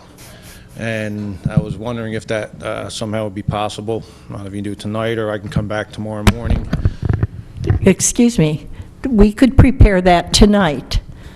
We've waited a while. I thank you. It would take a lot more than what you just said for me to throw you under the bus, sir, because I respect you very much. Mr. Gray, can you get an invoice and give it to this man before he leaves here? Wait, with all due respect, Mr. Mathias, this is not an issue you should be handling, and I say that for a number of reasons.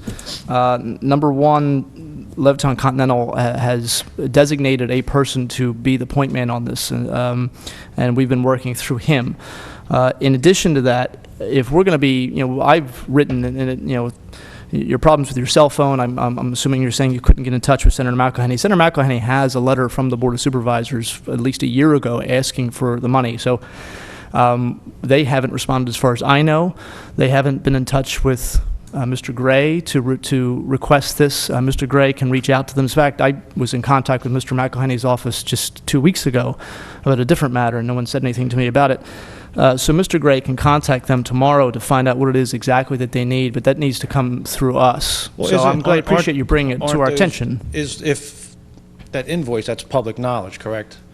Well, the overall cost certainly is public, but that's something that's going to work through us. We're going to handle that through the township. I mean, you can certainly request a copy of it if you want to, but in terms of requesting the money, that has to come through us. I'm We're not the requesting ones. it. They were in contact with me, and I look at it as if they're going to give a check, I'm not getting paid by the township, but if they're going to give a check to me that I can turn over to you, it's not going to be made out to me. I understand that. I don't see what the big deal is. I mean, Well, the quicker we get this done, the quicker you get your money. Well, we're going to be, and it's not a problem, but we'll be dealing with that through Mr. Gray. You can contact Mr. McElhenney's office tomorrow.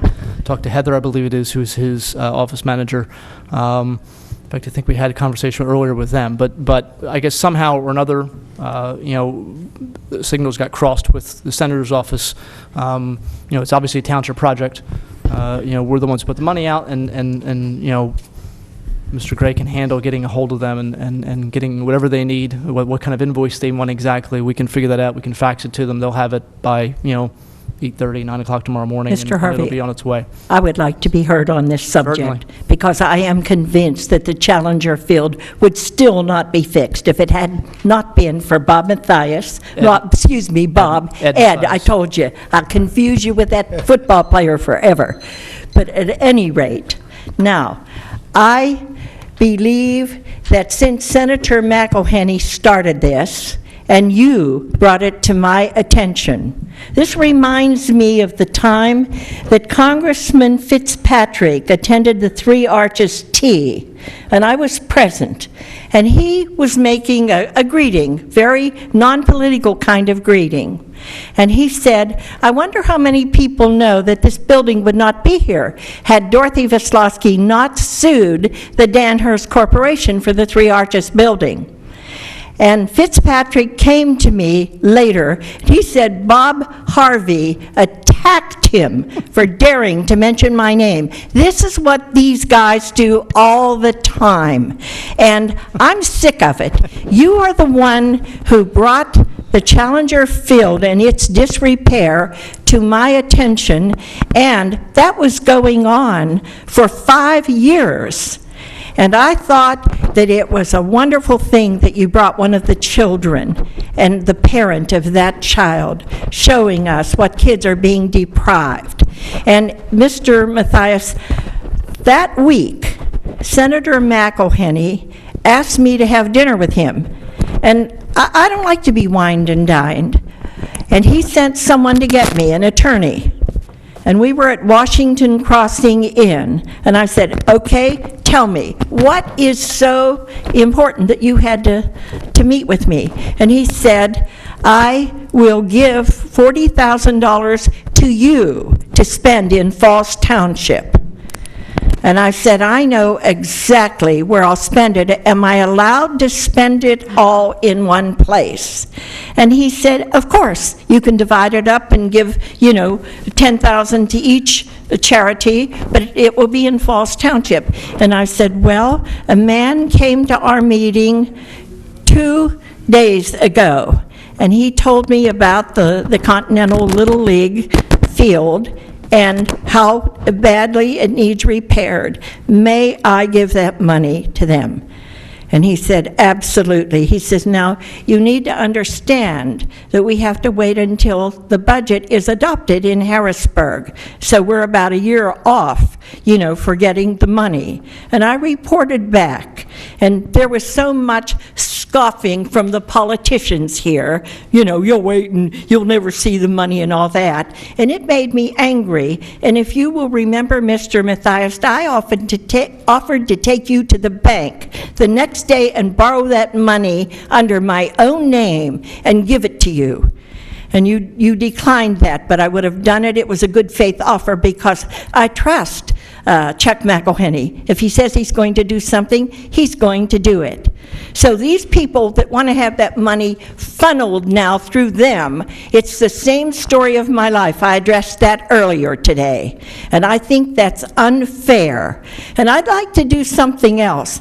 I think that $40,000 ought to be put in a fund so that you could use it to do upgrades and things at the field.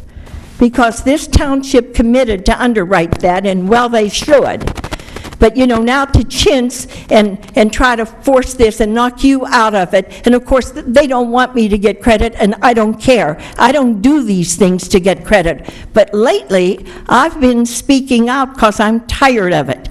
I had someone tell me that they came to our family picnic last Saturday, and they said, Jack Murphy didn't get this community park for us, you did. Oh. And I said, now just a moment, Mr. Harvey. No. It occurred, that was Alan Wilson, a former supervisor. You're trying to gag me because you know you're lying. No, Now, I'm not Alan the liar. Wilson was in my I'm not dining room the when liar. Mr. Rooney, you're the liar and you know it, but Mr. Rooney gave me that park during that 95 agreement that took place in my dining room. Stop. And the evidence is there. No, it's now, so that's what we're having. We're having a political fight for these do-nothings who never brought a dime into this township and who want to take credit for everything people like you do and that I do. And they put their names on stuff like they're fooling the people. They think the voters are dumb. They're going to find out. All right. Voters were lazy, but they're not dumb. Now, I'm proposing that we... Mr. Kozlowski, this is public comment. You are so far, so inaccurate that I cannot possibly let you continue. Yeah, you're scared, aren't you, Dorian Gray? So much. I don't ever Shameful. lie. You are the biggest liar that ever sat on this board, and that's why I named you Dorian Gray. You're evil down to your bone marrow. And Mr. Dents, the public is so upset because you vote with him all the time because you don't seem to understand or even check in. Let's take a recess. I can produce the evidence. Yes, that.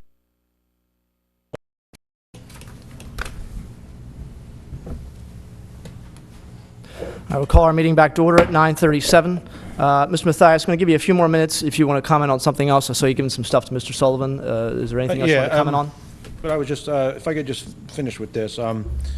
Like I said, I'm not here to look for acknowledgement, anything like that. Right. My thing, I wanted to get the field done. It's done. Exactly. And I know, you made comments, but like I said, I was on the board. I seen plans 4 years ago that went nowhere. That's why I started coming to the meetings. Mr. Mathias, I'm clarifying this now, okay?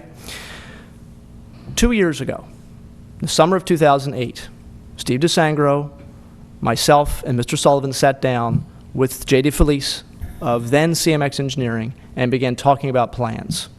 That was the first time it ever became anything to this township, 2008. Okay? This project was worked on. There was designs. There was 3 options given to Levittown Continental. It took a while to come back to us. There was as we were ready to move, there was another option given to not even build a field, but build a dome. Right? And that was later determined not to be an accurate representation of what the Levittown Continental wanted. Levittown Continental gave us a letter on letterhead stating who they wanted to be their designated representative to discuss this project. We have worked through that person.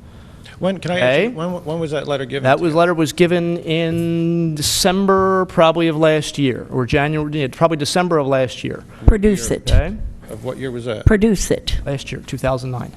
2009. Of December of the last letter was given to Mr. Gray, and we worked through that person, and we'll continue to work through that person. Mr. Mathias, your appearance here was prior to that letter. Well, no, and my question is, if he's saying 2000, I was on the board then, and I don't remember approving any letter. Well, that's which why. I don't care. You know what? I don't even well, care. But No, but I do, because I've been called a liar here, and I'm telling the truth. I was on. That upsets me, okay? Because I didn't sign off on the letter. I'm telling you what we have. Okay, You should be upset. Maybe that's true. I'm not questioning you. Okay, I'm that's just fine. I telling understand you. that. If that's when I was on the board, okay, then that letter's no good because nobody questioned me. Nobody asked me. As a board, we got to vote on it. Okay. So. All right. Well, that's something you have to take up. Aggravates me. That's something you have to take up with obviously That's the fine, board. but I just want to make you aware, if that's the letter you got and I was on the board, then that's toilet paper because I didn't vote on it. Right. So we have worked through that. Mr. Mathias, we've completed the how project. long ago did you ask for help at the Continental Little League field? Was it 5 years ago? No, it was not. I asked him. I didn't ask you. You don't know. And I'm tired of people trying to take credit for something they didn't do. Mr. Mathias. I seen, I'd say 2 years ago, maybe 3, Steve DeSangro did come and he had plans. 2 years ago. Okay, whatever. It was 2008. I know for a fact what it was. That's what I'm telling you. It was 2008. Mr. Sullivan's firm drew him up. Yes. Okay, I seen him, but after we seen him, Steve took him back, which at that time, I questioned because he wasn't on the board at that time, why didn't the board have him? Okay, and my question, because I wanted to see him again, but I could never see him. Right. You know, but besides all that, okay, I don't care. The field's done. Field's done. All right, that's my main concern. Yep. Now, my only problem was I made no phone calls. Okay. I received phone calls about the $40,000 check. I want to see that check in our hands as soon as we can. Absolutely. So, and that's why I said, with me, throw all the politics away and let's this is get not the check. politics. Mr. Gray is the hired manager of this township. He's That's responsible fine. for running things. He's responsible for coordinating with this legislature. That's fine. No problem with that. I'm just saying it really is his job to coordinate that. It's not my job. You know, I'm not going to make any contact to Senator McConaughey's office. Mr. Gray is going to do that, and he's going to figure out what he needs to give them. It'll get done through the township. He has all the records anyway. I don't have it.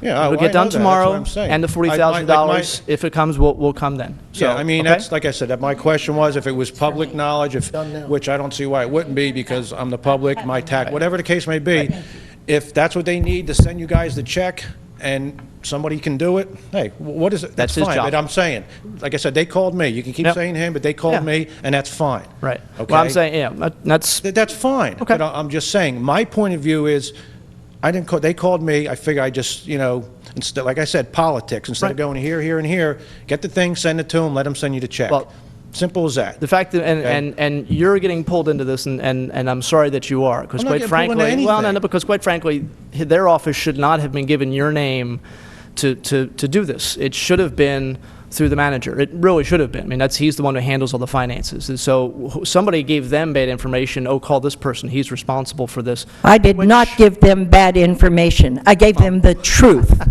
I gave them the truth. So now we know and they where it came chose from. to work through you, Mr. Matthias. No. And that's the new spin on it. No. Yeah, That's I produce your documents. I don't care who they decide to work through, I just... Mr. Matthias, All right, Mr. do Matthias, you we are- believe that you would not have that money if I hadn't responded to your first visit here? Do I don't think I would. No, Because but- I came here to one meeting and discussed it with the board members because I didn't know how about applying for grants and everything. I didn't know nothing about it. You know, I figure I come to here, you guys have the technology, the know-how to know where to go for grants. And that was the first meeting I came to. That was I asked. I'm not asking, my words were, I wasn't asking the township for money. I wasn't asking for anything like that. I was asking for the knowledge and your manpower, whatever you want to call it, to apply for grants or tell me how to apply. My sister done it. She lives in Marsville. She's not on the municipal board. She's not nothing. But she got grants from PICO to do the lights for the field. She got a lot. They gave her the check. I mean, what does it matter? As long as the check gets to the right person, that's all that counts. Now, if we're going to remove this from politics, thank you. then I think that you should be administering the $40,000. Mr. Kozlowski, That's what I think. we're moving on. We spent a half hour. Now, Mr. We'll straighten it out, Mathias, we've had because- about a half hour. Yes, Okay? Mr. Harvey. So we're going to be moving on. We have other people on the list we here. lost a good 20 minutes of this meeting because you shut it down. We lost more time because of your blustering, but that's a different story. Well, boy, I get Mr. flustered and blustered Yeah. whenever you lie. We have other people who Well, want to can I, speak, Mr. because Mathias. I don't know what my time was, so I have some very I mean, important... you're obviously Yeah. way over at this point. So, I mean, I don't we know, have other because- people lined I up. That's fine. understand that, but Okay. I haven't been able to get 2 words out without being interrupted No, you've from you gotten- or anybody. You've gotten a lot of words out, Mr. Okay? Mathias, but Well, I'm what's the other? trying. Let him finish. It's public comment. I'm trying to talk. Let to you. him I'm being finish. told what I know. Okay, I'm trying to tell you. All right. You weren't on the Levittown Continental Board. I was. You don't know what went on there. Just like the field opening. You knew I was here. I had brought kids here trying to get that field done. I go on the website and I see a picture. I guess the digging of the field. God forbid you might call me. Not a big deal. Hey, Mr. Matthias, you worked hard on trying to get this field done. You want to come down and be joined in the ceremony? No, did you call me? No, and I don't care. But it's the point. It's called a respect thing. You're the head of the board here. You're supposed to be respectful to the people in the township and everybody else. And that's not respect if you ask me. I was brought up a different way maybe than you. No, Mr. If I didn't Mathias- respect, I got smacked in the back of the head. All right, Mr. Mathias, Okay? I wasn't the one who organized it. So Well, you I were wasn't there. the one. What did you do, call you 5 minutes before and say show up at the field? No, they didn't, Mr. Mathias. And now the disrespect is coming a different direction. Yeah, it is, because I If get you tired have- of being If you disrespected. have another issue, please let. Yes, I'll give I you. do. Can I bring these up? Yes, you may. I gave this to Mr. Sullivan, right? Thank you. Thank you, Mr. Matthias, for everything.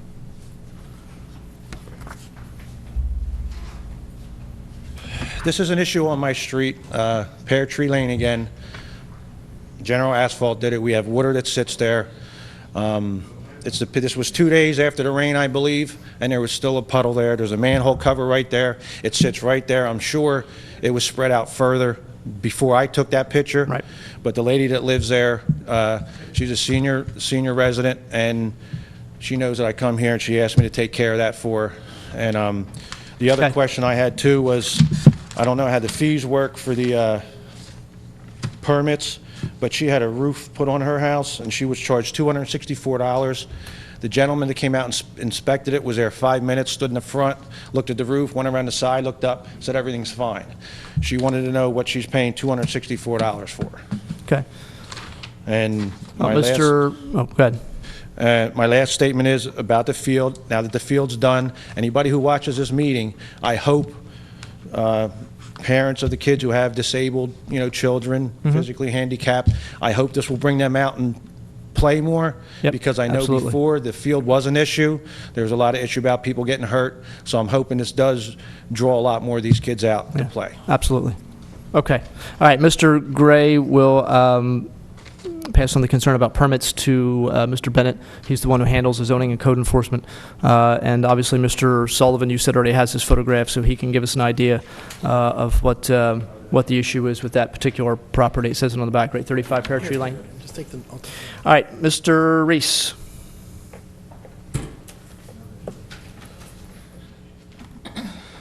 Good evening. Bill Reese, Director of Parks Recreation. I'm here this evening to talk about our Falls Township Annual Family Festival event that was held 2 weekends ago. First of all, it was a beautiful, glorious day, and the weather could not have been better. Second of all, this year's event had the most people ever to attend this event. The event officially started at 3 p.m., and by 3:30, we had well over 1,500 people in the park. It was estimated by a few different people that during the course of the event, which includes the fireworks, that we had between 6,000 and 8,000 people. Some people estimated even higher. In order to put together and offer the public such a huge and fun event, there are many people that are involved. To start off, I want to thank the Board of Supervisors and Township Manager Pete Gray for all of your help and support. Also, I want to thank the Parks Recreation Board for all their help and support. In addition, I would like to thank my assistant, Jenna Russo, and my administrative assistant, Barbara Losi, who were involved with this event not only during the day of the event, but all the days, weeks, and months leading up to the event. I want to thank all the food vendors, plus all the organizations, businesses, and exhibitors that set up information booths. Also, I want to thank Jeff Dents and Tom Christian for their organizing of the cook-off, and also thanks to all the cook-off participants and judges. In addition, I want to thank all the people that provided the entertainment. The entertainment was simply awesome. I want to thank Joe Arneo and the Public Works Department for all their help with getting the park ready for the big day. They worked very hard prior, during, and after the event. Also, I want to thank Police Chief Bill Wilcox and the Police Department for all their help with security and traffic, plus providing the Command Post Center trailer for the public to see. In addition, I want to thank police officers, Lieutenant Hank Ward and Sergeant Sven Boachman, and their police dogs for putting on a great show. I want to thank our Fire Marshal Rich DiPolito and his staff for taking care of the fireworks, the Metcalf helicopter landing, and also providing the fire prevention smokehouse trailer for the people to walk through. By the way, the fireworks were spectacular. In addition, I want to thank all 3 township fire companies for all their help, and a special thank you to Fairless Hills Fire Company for lending us tables, especially at the last second. The next 2 groups deserve very special recognition. They are the fire police that took care of parking and traffic, and my park security staff that were involved with security and safety. Most of the fire police and all my park security staff were there all day and all night. I want to thank Mark Dalton, who set up the parking venue during Friday evening and Saturday morning. Last but not least, I want to thank all the volunteers, and we had well over 100 of them, for all their time and their help. There are too many to mention all by names, but I would be remiss if I did not mention the following: Beth Hoagland's Girl Scouts Troop number 21344, the Falls Township Teen Advisory Panel teams, for all their help with the children's games, plus much more. Also, I want to thank Jessie Albansky and her volunteers that help with the Police Dare children's games.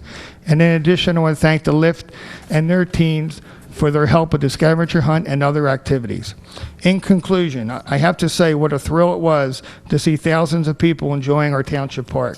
Since we live in very difficult economic times, it is so wonderful that Falls Township is willing and able to offer such a family fun event at very little cost to the people, especially families. We know that people are very appreciative for this type of event. We have heard many wonderful comments from people that attended this event.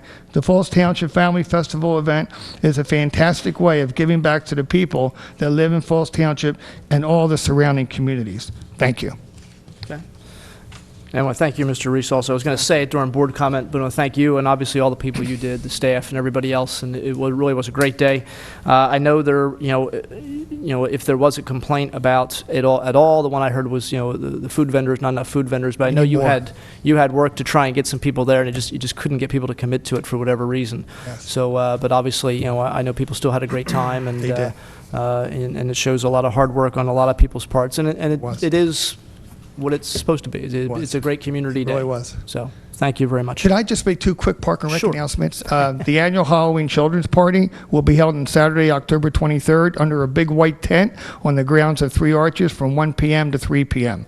There will be food, games, crafts, DJ, mad science, making various types of color slime, awards given out for the children's costume judging, plus much more.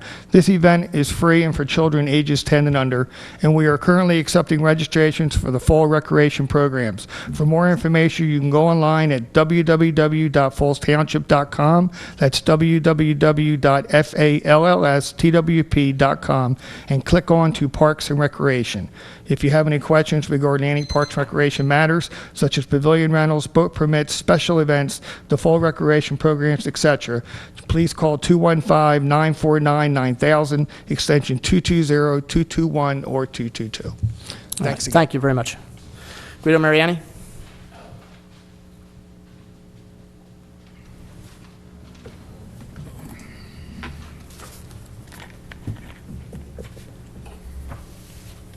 Guido Mariani, Falls Township. I understand that the Learning Experience project has been postponed, I think, until December. They're doing a traffic study, and they did put in for a letter of extension for a couple months, yes. Exactly. But I want to make a comment on it so that we might be able to have this board and whomever else is watching think a little bit more about it and a need that I think we have for it between now and December. Now, I'm a huge supporter of affordable education. And you being a teacher, Mr. Chairman, understand that learning really starts at birth, and those standards have to start with the youngest children. And I think the earlier that learning starts, it becomes a cornerstone of that child's entire experience as they go through school. These kind of centers, and I'm really all for this center, and I'm sorry they're postponing it for this. These centers assure children are ready for kindergarten, and that is, being ready for kindergarten really has far-reaching implications in their entire school experience. Now, we have about 13,000 households in Falls. 35% of them all have children. 12% of them are female households without a husband. And I'm sure some of the males have that same experience. These type of households are exactly the kind of households that this kind of service satisfies. So this imaginary, I think, traffic dilemma, I don't think it exists. For months now, I've been 6 times a day up and down New Falls Road trying to find some non-existent pedestrians, but in the course of doing that, I could tell you I don't see a traffic problem. You got the 2:30 in the afternoon is one of the times I go down there, and I find the Pennsbury School getting out. The entire lot exiting on New Falls, I think, is pretty smooth, and that includes all the traffic coming over from Hood Boulevard. You have a new deli produce outlet. That hasn't had any effect. The big factor is St. Joseph's School that has close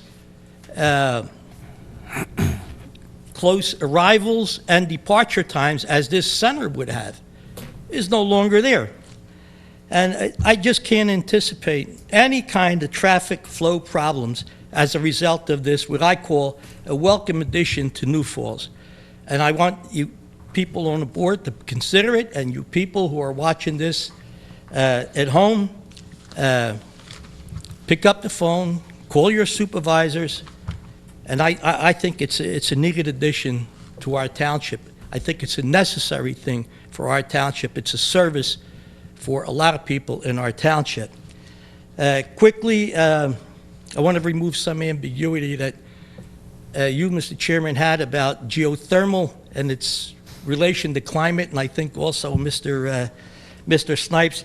Very quickly, the sustainable energy from geothermal systems, which I'm really hot on, comes from the fact that the temperature below the ground, just a few feet below the ground, is almost constant because it retains 47% of the sun's energy. So rather than say this 17 times so you could remember it, and you're not going to let me do it anyway, I made some copies, and you can share them with your board, okay? Sure. And by the way, this will make Mr. Snipes happy. The systems that we already have in place, it's like removing 650,000 automobiles from the road.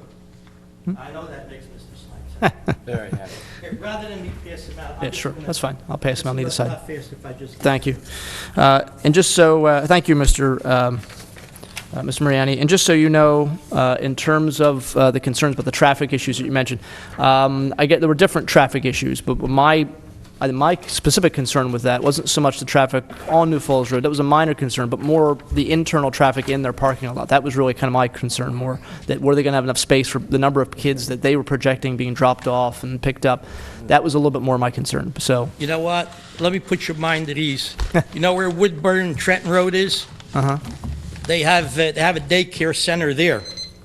And good grief, you know the traffic on Woodburn and Trenton Road is horrendous. Right. They have one there. And a Dunkin' Donuts across the street that's active, 7-Eleven and all, works well. Okay, good. Put your mind at ease. Okay, thank you. We need the project. We really need it. All right, thank you. Thank you. Bill Dayton?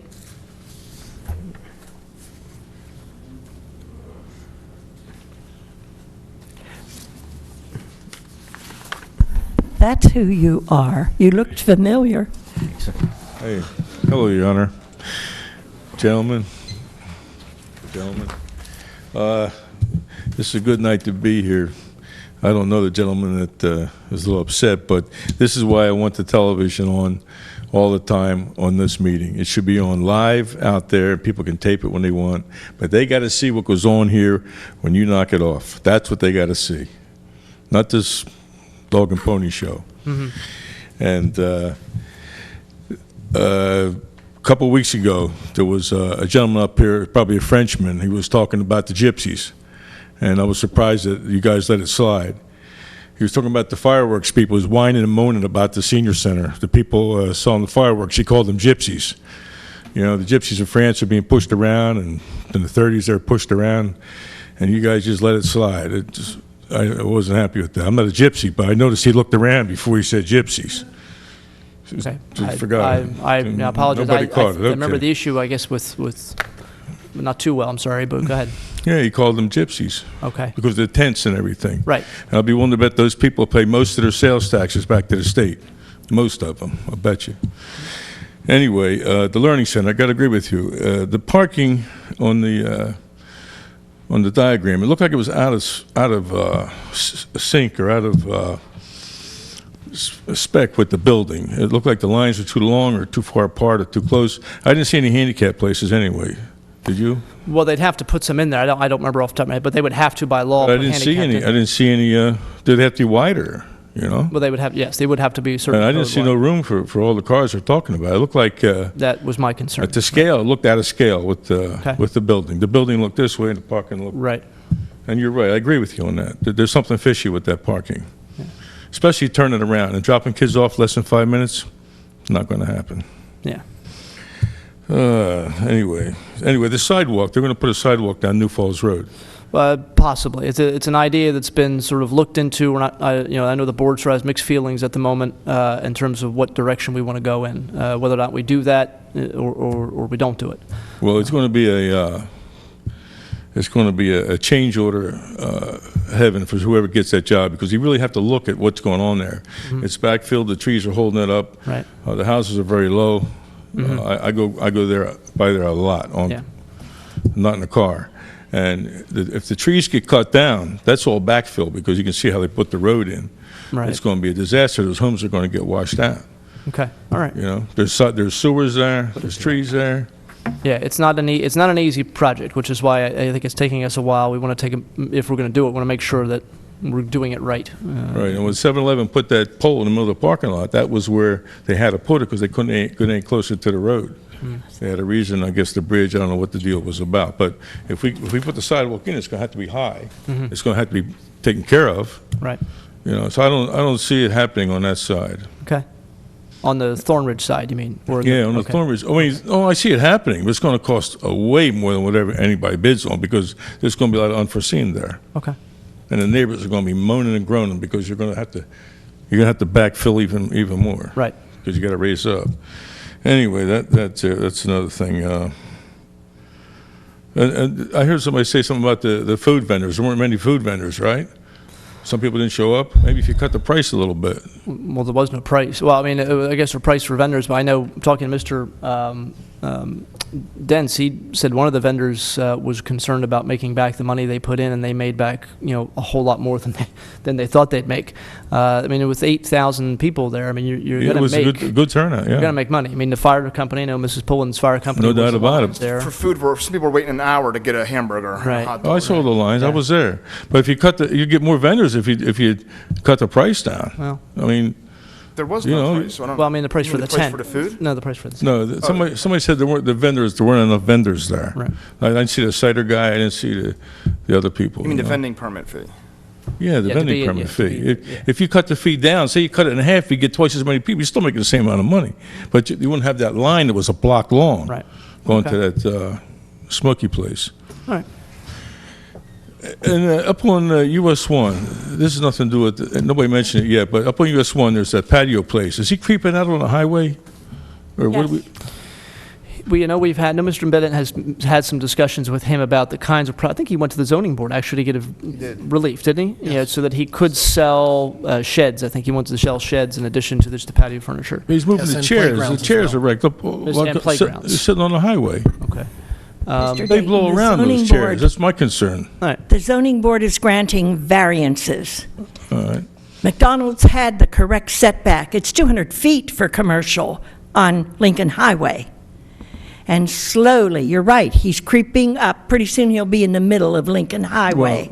Now, I want to tell you, when you ask for a variance, the burden of proof is on that petitioner, and he has to prove that he can't use his building the way it's zoned. And that is not true. He bought the McDonald's building, it had the correct setback. He put his patio furniture in, the PVC stuff. But then he goes to the zoning hearing board for a variance. Then he goes for another variance.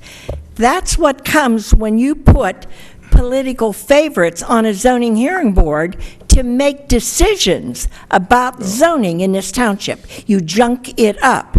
And I am told that this guy just made another trip to the zoning hearing board and was granted another variance. And I haven't been able to see the minutes yet. But I can tell you that it's a disaster. Why have a zoning ordinance if you're not going to adhere to it? Well, excuse me, but if he does it the right way, which he's doing, I understand that you can do it if they approve it. I would do the same thing, but the patio furniture I'm talking about is right on the highway sometimes, and it Well, gets that's windy it. sometimes. The last variance I know that he received was just to sell the sheds. I don't know of any latest setback variances. I've already... We'll have Pete. Mr. I don't want Gray to has discuss already, it. If he's doing it properly, he's going to the zoning hearing board, that's the way you do it. If he's got a connection or a way in, No. fine. Mr. But- Dayton, you should have experienced people on the zoning hearing board who know what the heck it's all about.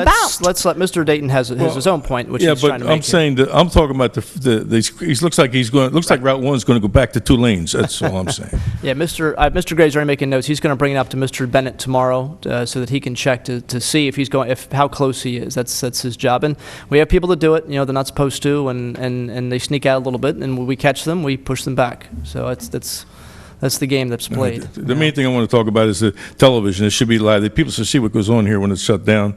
And the handicap parking, I didn't see it here, and I don't think it's to scale. The parking lot is to scale. I think you're correct on that. You see something's not right? At the Learning Center. Yeah, the Learning Center. I think you're right. I don't think there's enough parking. And they say drop kids off in 5 minutes. Well, yeah, but then you got to move this car out, in and out there, one behind the other. idea. Either the lines aren't right or something's fishy with the drawing. Yeah. Okay. Thank you. Are you going to Florida? I'm going to stay here till I'm 130 All right, because 'cause I have to I'm waiting watch for the all yard this crazy sale. stuff. I'm waiting for the yard sale. There's a full moon out. Thank you, thank you, thank you. Sure. Thank you, Mr. Dayton. Have a good night. Jane Berger?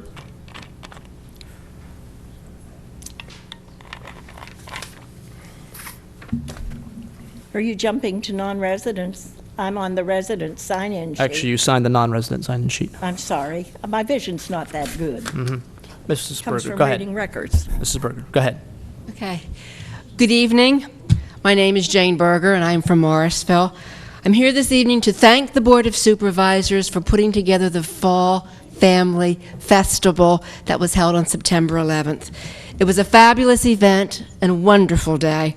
It was great to see so many people there. I hadn't realized it was over 8,000, but particularly in these difficult times, it was a wonderful thing that you did for the community of Falls. There was something for everyone, and it provided us an opportunity to recognize the dedication of our emergency responders, particularly as it was held on September 11th. Many service organizations were also there to share information about their programs, and I was there during the day with the opportunity to provide information to residents about the upcoming election this November 2nd. For those that may not know, I am a candidate for state representative in the 140th District, which does include Fall Township. My family lived in Falls as I was a young child before moving to Morrisville. And for a while, when I was a newly married young woman, we had our apartment, and our first home was actually in Vermilion Hills and Falls. However, being a Morrisville girl with roots there, we did return to Morrisville, where I reside today. I want to also thank the supervisors this evening for your vote on the renovations for the library in Fallsington. When that project was first presented to the CDBG board, I was a member of that advisory board and had the opportunity to tour and see firsthand the condition of the library and the extent to which those renovations were desperately needed. So I want to thank you for your action tonight to move that forward. Finally, I'd just like to thank you for the opportunity to share these comments with you this evening. Thank you. Okay, thank you. All right, you know the name on the list to have is Mrs. Wisłowski. Yes, I've decided to take my 5-minute public comment tonight. Speaking as an individual, I will have a lot to say during board comment, and that will address township issues. But tonight, I'm going to discuss a school board happening. And I'm asking the people at home who are watching this tape to please watch board comment, which will appear at the end of the meeting, if it doesn't get shut down again. The public needs to know that when Mr. Harvey picks up the gavel, our cameraman in the back has orders to shut the tape off. So in that respect, Mr. Dayton, I do agree with you because they missed the best part of the meeting. Now, I attended a Pennsbury School Board meeting, and I addressed the issue of the quo warranto that has been filed to remove Wayne de Blasio from our school board. I have standing in that because I'm a resident of Region 2, and I do not have my 3 representatives according to the law in the school code. And that made Mr. de Blasio unhappy, and I guess anything that makes him unhappy is okay by me. However, after the school board public comment was over, he made some lunatic comments, and I'm going to address those, because the first thing he did was accuse me of not living in Falls Township. Now, I had to leave my home in Lower Makefield. There is no sewer and water there. There is an applied warranty of habitability for every dwelling unit, so I can hardly not be living in Falls and living in that house in Lower Makefield. So that's de Blasio lie number 1. But then he kind of got his thought processes twisted, because he stood up and he screamed that I had 2 illegal children in the elementary school across the street. And of course, I wasn't able to comment because public comment was over, and that came out of the blue. And I started to laugh. That didn't even make me angry, because had I been allowed to speak, I would have said, my goodness gracious, I ought to be in the Guinness Book of Records, because at age 81, if I've got 2 elementary school children, I should definitely be in Guinness's book. That's how much credence I gave to that. But he was insistent.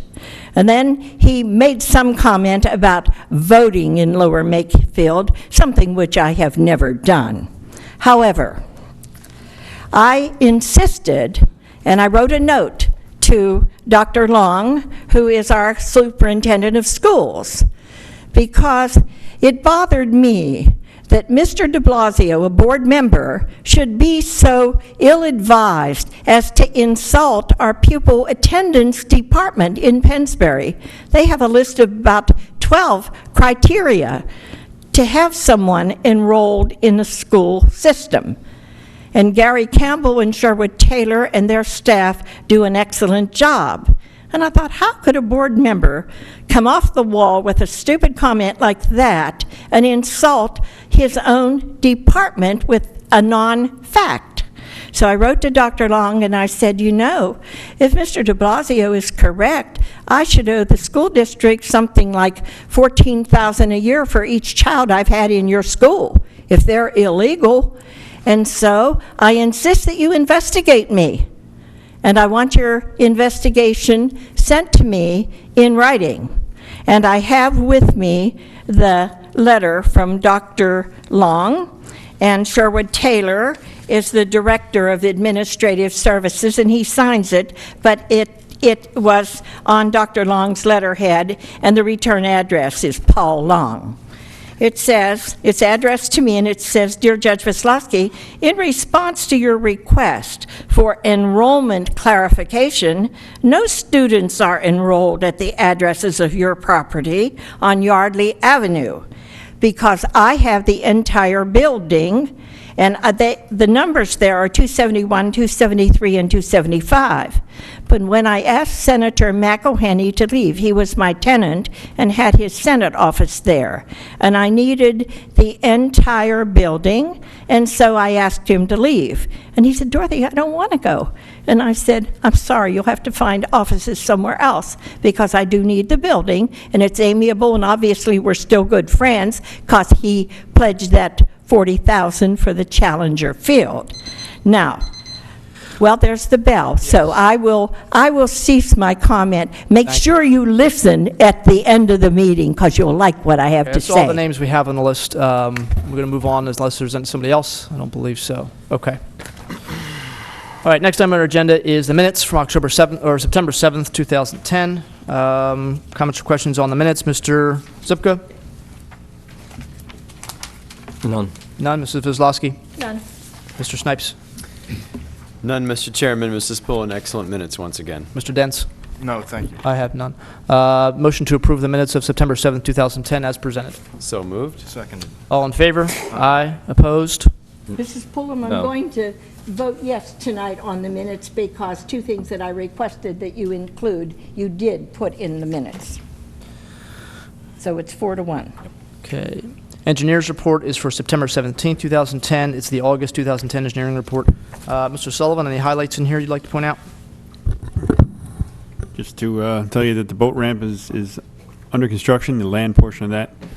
We are hoping to have our pre-construction meeting with the Army Corps of Engineers and DEP sometime next week, which would mean that we can then start working in the water. Okay, thank you. All right. Comments or questions from board members regarding the engineer's report? Mr. Zipka? No, I have none. Mrs. Kozlowski? None. Mr. Snipes? No, Mr. Chairman. Mr. Dents? None. I have none either. Okay, any comments or questions? I don't see any. Is there a motion to accept the engineer's report dated September 17, 2010? So moved, Mr. Chairman. Seconded. Motion made and seconded. All in favor? Aye. Aye. Opposed? Okay, bill list is for September 21st, 2010. Bills in the amount of $2,298,270.54. Of that expenditure, over $1.1 million is payroll. Another $200,000 is for health insurance, as well as various amounts for disability insurance, and donations to, or donation, I should say, to Goal Fireworks for the Community Day that we talked about, as well as the summer camp, buses, telephone services, $15,000. General asphalt, $45,700 for the mill and overlay program from this year. Okay, comments or questions regarding the minutes? Mr. Zipka? None. Mrs. Kozlowski?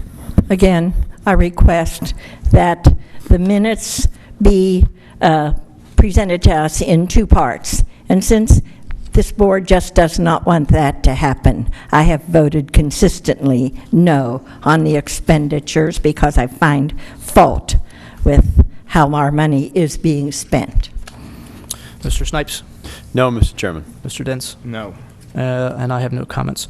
Okay, is there a motion to pay the bills September 21st, 2010, the amount of $2,298,270.54? So moved, Mr. Chairman. Seconded. Mrs. Pullen? Mr. Zepka? No. Mrs. Wislowski? No. Mr. Harvey? Yes. Mr. Dent? Yes. Mr. Snipes? Yes. Okay, manager comment, Mr. Gray? I have none tonight. Thank you. Okay, thank you. Board comment, Mrs. Wislowski? I'm going to pass because I have to organize my papers. Mrs. Wislowski, this is your turn to speak. You've had enough fun for one No, night. you This have is your turn called to me speak. first or second all night long. Start at that end of the table, please. Mrs. Wislowski, you're called second because of where you're sitting. And you know as well as I do. Then I'm going to that take his for- seat next time and sit there. Let's see how you know- scramble that. You know as well as I do. Dance, you think it's funny, but I think it's funny. don't. It's really not funny. I really don't think it's funny. Mrs. not Wislowski. I think there needs to be something ecumenical happening at this board. Yes. But I am going to speak now, and you'll have to wait till I get organized here.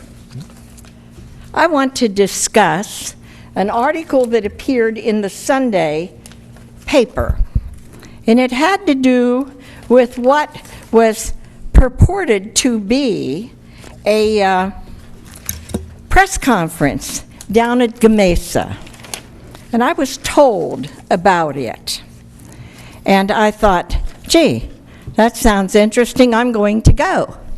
Because I can recall that when we were buying into the KOIZ, we had all kinds of promises that Snipes and Harvey on this board voted for, and the school board voted for KOIZ, and they did so after Waste Management threw $2 million into the pool.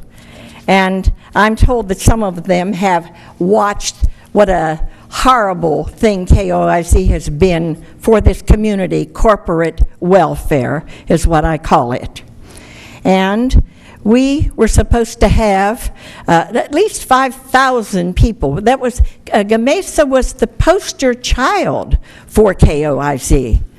And they've moved half their operation out to Cambria County. I'm told the rest of it will be saying bye-bye to Falls. They got 14 years, and I have published in the Wislowski newsletters exactly what they don't have to pay. Now, you don't have to be a rocket scientist to figure out why our school taxes keep increasing and our county taxes. Sandy Miller was down there with Patrick Murphy, and I saw you there, Mrs. Berger, and I can tell you that you and I went onto the plant site where the press conference was supposed to be, but they weren't at Gamesa, were they? And they weren't anywhere. They held us prisoner there, running us back and forth to different places in the Gamesa building. And finally, I looked at two of the fellows and I said, just a moment. I said, why are we not where the press conference is taking place? Of course, I knew, because I wasn't supposed to hear the baloney that was being told in the press conference.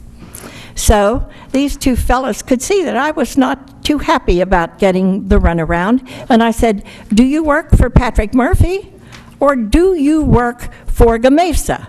And they said, we work for Gamesa.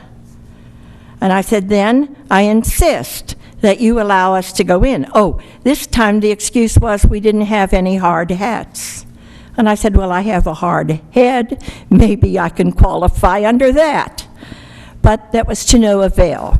Finally, I looked at them and I said, look, if you're Gamesa, I don't think the people that own this plant are going to be real happy to hear what I have to say if you do not tell me where that press conference is and allow us to attend.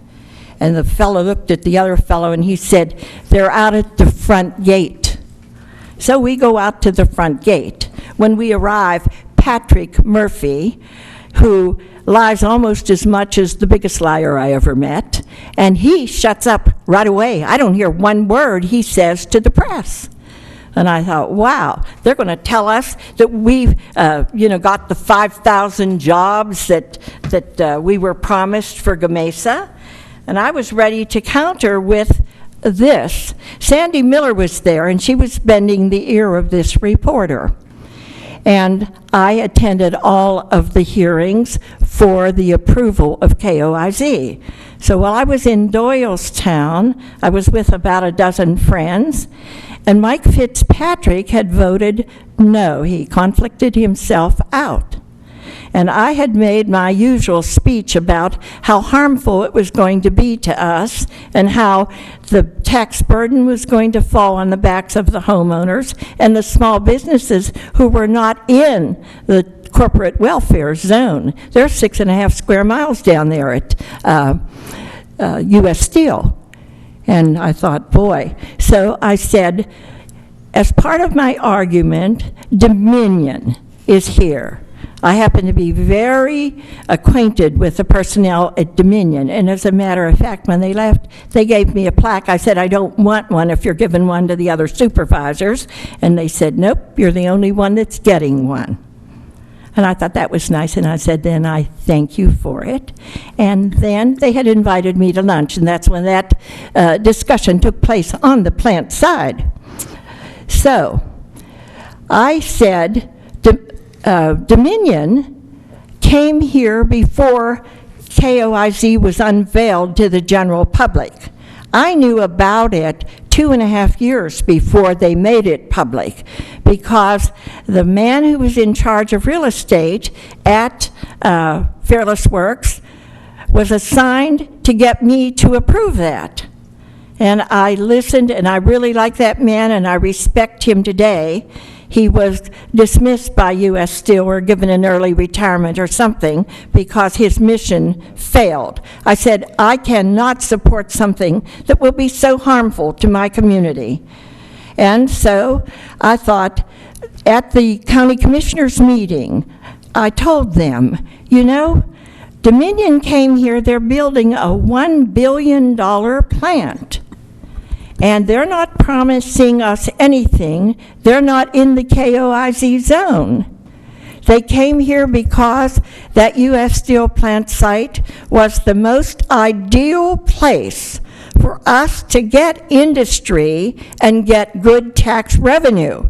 We have a seaport out there. We have railroads throughout the plant site, and we have wonderful highways. And I said, now, if Dominion can come without the incentive of corporate welfare, why do we have to give 14 years tax-free everything to anybody that they woo to come to the plant site? And so Sandy Miller asked, and incidentally, she lost her bid for election after that. The public could see through it. And she said, well, since Dominion's here, will you raise your hand? And Mark Mitchell, the project manager, walked up to the microphone after she asked him if he would come up there, and he said, yes. She said, how badly will Dominion be hurt if we don't pass this? And she's looking for an endorsement because she has to vote for it. And he said, we won't be hurt at all. They have 32 specialists that are highly skilled in being able to run that power plant. And they did not have anything to do with taxes.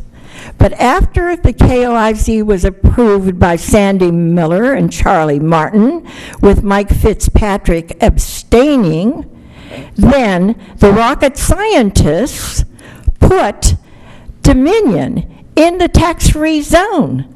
Now, they were ready, willing, and able to pay those taxes. They wanted to pay taxes. They came here because it was a good site. And yet, they got put into the tax-free zone. Now, if Mr. Mathias and I had identical homes and we were neighbors, and they came to one of us and said, we're going to give you free taxes for 14 years, and they said that to me, I'd take it. And if they said it to Mathias, I hope that he would say, yes, I'll take it. You know, who wouldn't want to pay less taxes? So Dominion, that's how they got on the tax-free zone. But anyhow, this article that appeared in the Sunday paper really rankled me because the reporter was not from the local newspaper, the Courier-Times. He was from Doylestown. I think he writes for the Intelligencer. And it was nice that he didn't know me from a cake of soap, and he didn't want to talk to me. And that was good, because I decided he wasn't real bright. And there was a fellow there from the Philadelphia Inquirer standing and smiling while I was into a discussion with them about how we got the runaround and all that. So anyhow, he said, you know, I like your style. Here's my telephone number. Here's my name. He said, we're going to talk. We're going to meet again. And I said, I hope so. I said, you're probably from Philadelphia paper or Trenton. He said, I'm from Philadelphia. So I have a pending appointment with him. But when I read this take from this guy that the Courier-Times printed, they are beating up Mike Fitzpatrick and accusing him of losing jobs for this area because he didn't vote for KOIZ. And Sandy Miller is just working him over, and I just think it's real interesting because an axiom in mathematical terms is something that's not even debatable. It's clearly true.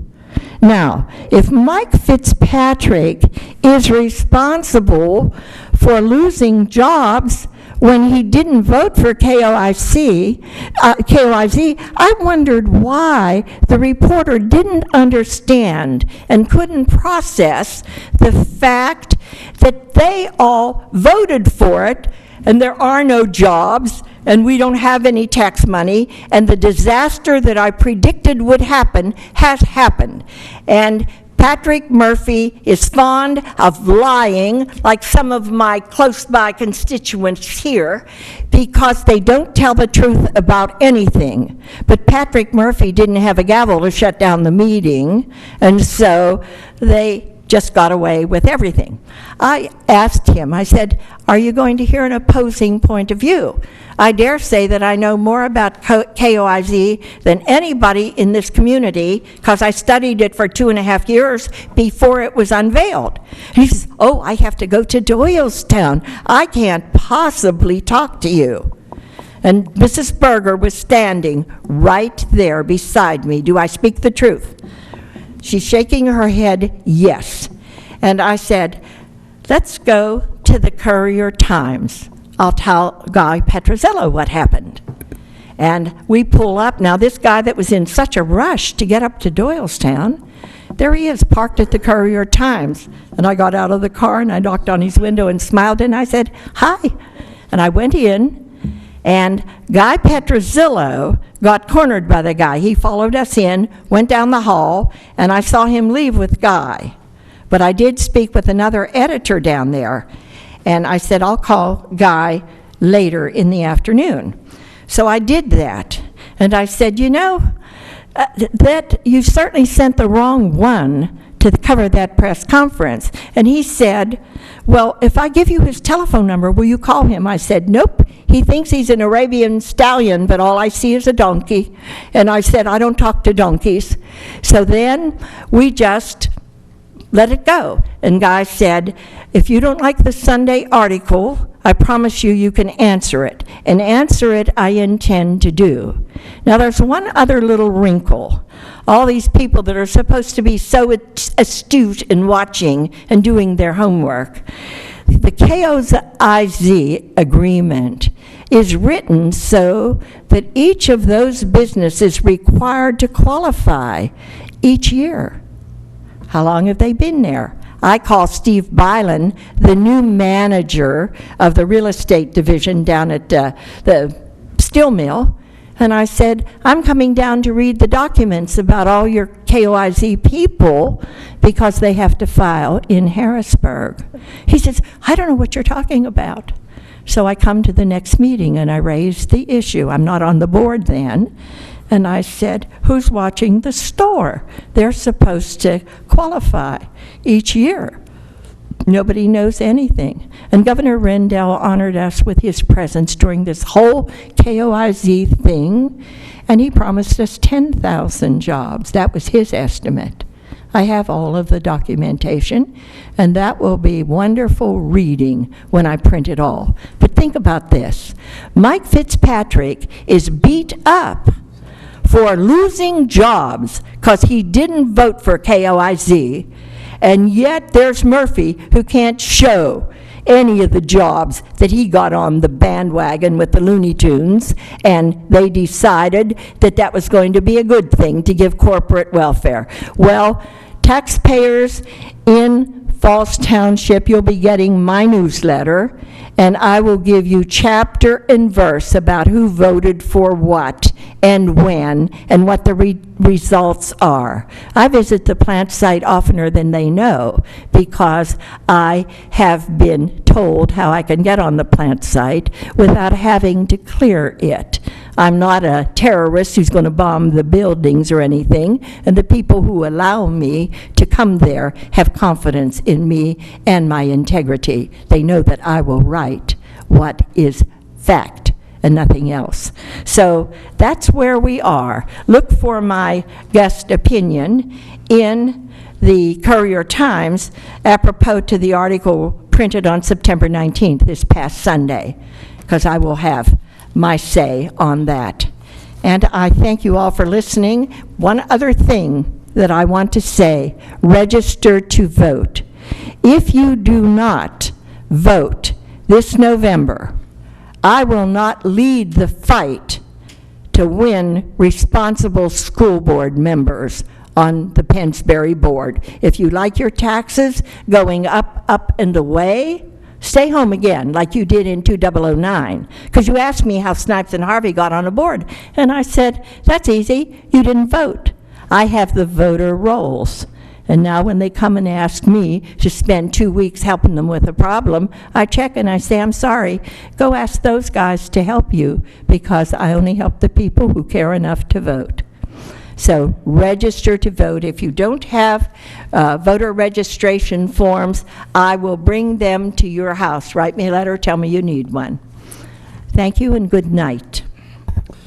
Mr. Snipes. Thank you, Mr. Chairman. And to you personally, from someone who also chaired the board, I know it can be a difficult thing, and so thank you for keeping us moving through a difficult evening. There were a couple of things we talked about that I think were really helpful for the community that we worked on this evening. One was the 2010 road program, finally approving the contractor for that.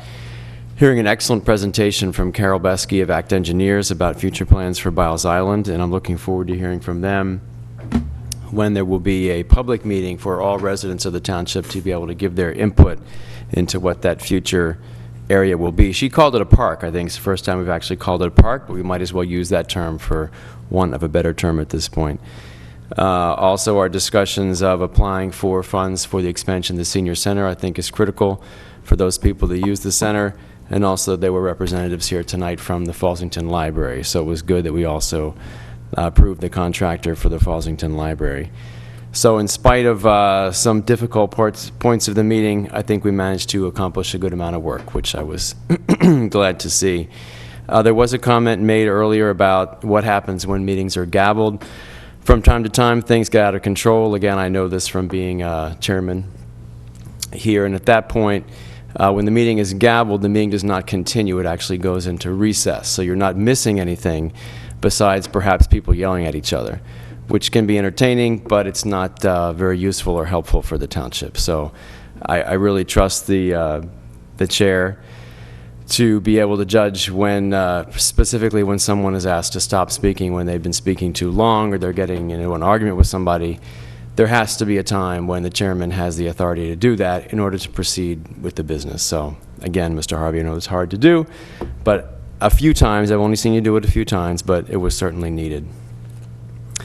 Last comment, some comments were made about Gamesa this evening, which surprised me because I know they've been hiring again. I don't know if they have positions available, but I do know of some people who applied for some open positions and actually were hired. So I know that Gamesa has been hiring. Gamesa is a windmill manufacturer. after, like most industries, going through a time of economic slump recently. But apparently they're on pretty heavy back order for windmills at this point, which is good news for the economy, also for energy use. And I guess we've heard a lot of philosophizing tonight about KOIZ, but what it really comes down to is if there's a job available and someone gets it, I think they're a lot less interested in the philosophizing than they are in the actual position itself. So congratulations to those people that have been hired, and I hope that we'll see Gamesa grow and the other businesses that are there. We haven't reached 5,000 jobs, but I believe we're over 1,000 jobs that have been created there. So a job is a job, and the folks that are employed, I'm sure that's good news for them. The last thing I want to say is there were some unfortunate comments made about our Congressman Patrick Murphy tonight. No matter what party you're from, no matter where you stand on the issue, there's really no reason to be disrespectful in these meetings or in public situations. So I hope that, you know, we make comments about people we may disagree with politically, that we'll do it in a polite manner. I personally think that Patrick has done a good job, but if there was a congressman who I didn't vote for or was from another party or whatever, I wouldn't sit up here and say disrespectful things. So I hope we'll be more careful about that in the future. Thank you, Mr. Chairman. Okay, thank you, Mr. Snipes. Mr. Zupka? Thank you. I'd like to ask Mr. Dents, the cookout, the cook-off, where's the samples? You should have been down there. There was plenty to go around. I'm sure there was. Mr. Gray was a judge. He had plenty to take home.